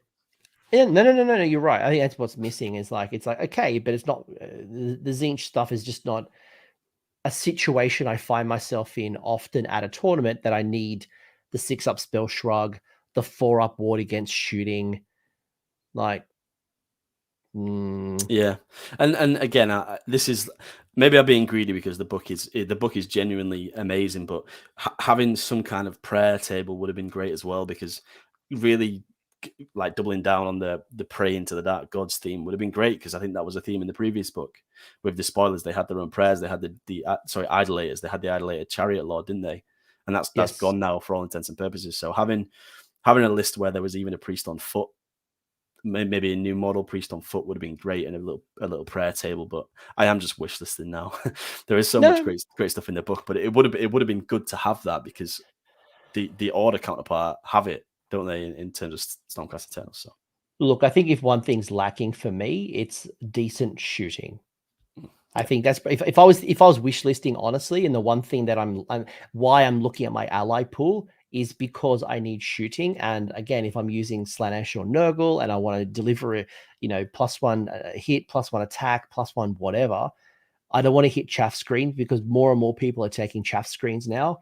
And I need to be able to clear those and quickly. And I need something that's going to keep up with the speed of my army. So again, whether it is Bliss Barbs, whether it is Cockatrice, whether it is, I don't know, Hell Cannon, I just need some good, decent shooting, so my stuff gets into what I need it to get into. Yeah, I 100% agree. 100% agree. That's always been the sort of Achilles heel of Slaves to Darkness, and it is still the Achilles heel, so to speak. And we actually talked about that earlier in the show. We talked that in a teams tournament, a Tzeentch banner would be great in a teams format, but in a traditional one-on-one tournament where it's just anything goes, it's a risk. Yeah, somebody mentioned earlier as well, how do you get the -1 to wound on the Soul Grinders? They do have the mark of the gods keyword, so they can choose whichever mark they want. Yes, absolutely. Yeah, I think there's a lot of great another reason to consider the Soul Grinder. Yeah, absolutely. Again, market. Yeah. But the shooting's not good enough. It's good to snipe, and actually no, it's not too bad. Actually, it's actually not a bad attack profile, and it's got movement 12. Mm-hmm. All right. Toby, this has been awesome. I have enjoyed this discussion a lot. Is there anything we want to kind of go over? Any final thoughts that maybe you haven't been able to share just yet? Again, this is such a deep book that I've talked to you and I've talked to Phil, and I could talk to, I know Tubbs in the UK has been playing a little bit of Kabbalist, and I'm sure there's other people who are building around different parts. And I'm mindful of things like the FAQ. This is early thinking. So, a lot of people have gone Splintered Fang. I'm a bit cautious of that strategy. I'm also cautious of the fact that General's Handbook is coming. So if you don't own anything just yet, or you're building your force, build what you like. Mm-hmm. Don't chase the meta, because I think you'll be disappointed pretty quickly when the meta shifts or it's FAQ'd. Yep. I think that's really good advice. I think people picking up Slaves, get the stuff that looks cool to you right now, because we have no idea how things are going to lie. Like Coach has pointed out, we're waiting for a full book FAQ that could ruin people's days. It could make people's days better. And we're waiting for a new General's Handbook realistically. So we have no idea which way the wind's going to blow when that all comes out. So buy what's cool, paint your favorite models, and then see what happens. Yeah, and I think Slaves of the Darkness is the type of army that you can be here for a long time. Mm-hmm. And Yeah, and like the horns of Hashut, like, sure, bring back bring back the what are they called? The Oath Breakers now. They'll come. Yeah, They'll be back Legion of Asgore, yeah, and the Oath. Chaos Dwarfs, all that stuff. Bring them back. But Toby, is there anything else that you want to share? Again, conscious of time, but don't think so. I'm just really disappointed that my favorite army, Knights of the Empty Throne, is dead in the water as it was.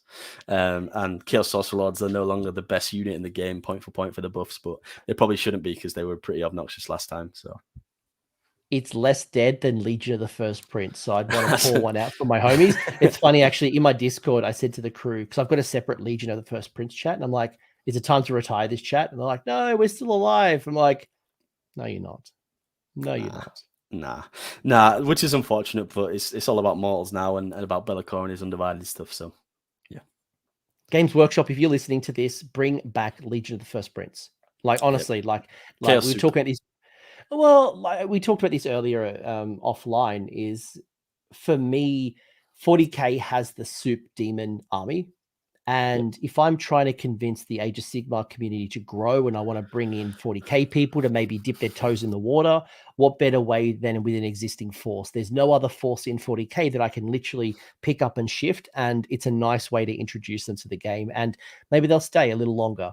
So if you're not going to do it in Legion of the First Prince, give me a new battle tome in the new year. That is Demon Soup. Chaos Demons, yeah. Yep. Completely agree. Bring it back. Legion of the First Prince, RIP 21 to 22. I'll need to get a tombstone. Yeah. And we said off camera as well, that's kind of what put me on the scene playing First Prince as well. So I've got a lot of love for First Prince in my heart. But yeah, unfortunately, First Prince and Knights of the Empty Throne are gone now. So I need to find something else pretty fast. But yeah. Just, yeah. Well, I'm glad you stuck with it. Toby, if people want to chat to you, I put your Twitter handle below. Any shout outs, anything that you want to wrap this up with? Yeah, just good luck to the rest of the Team England boys at Six Nations today. As of right now, they'll be in round number 4. Did really well yesterday, so hopefully they can wrap that up and bring it home again. Shout out to the Gaff boys, who are also in a team event in Manchester at Element Games. And yeah, I occasionally catch me on Hellstorm Wargaming on YouTube as well, but my Twitter handle is below, so if anyone's got any comments, feel free to get in touch.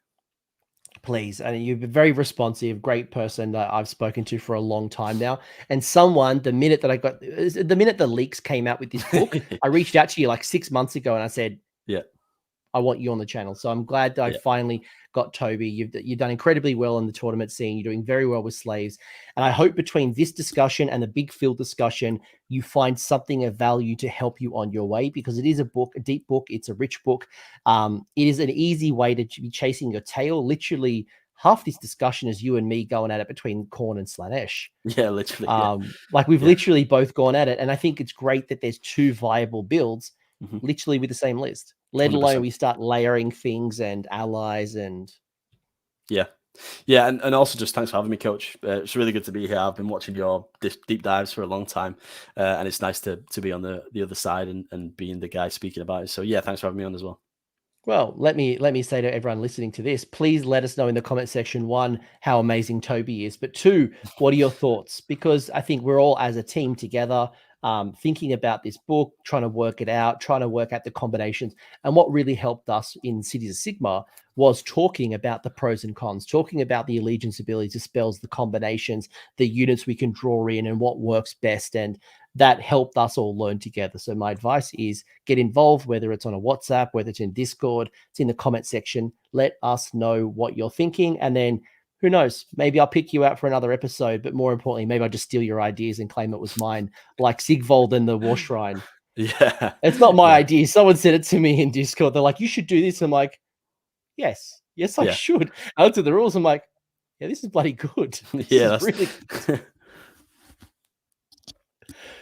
All right, cool. Your headset's fallen off. I gotta go to bed. Thank you again, and like and subscribe and all that stuff. Toby, you're a legend. Peace. Thanks, mate.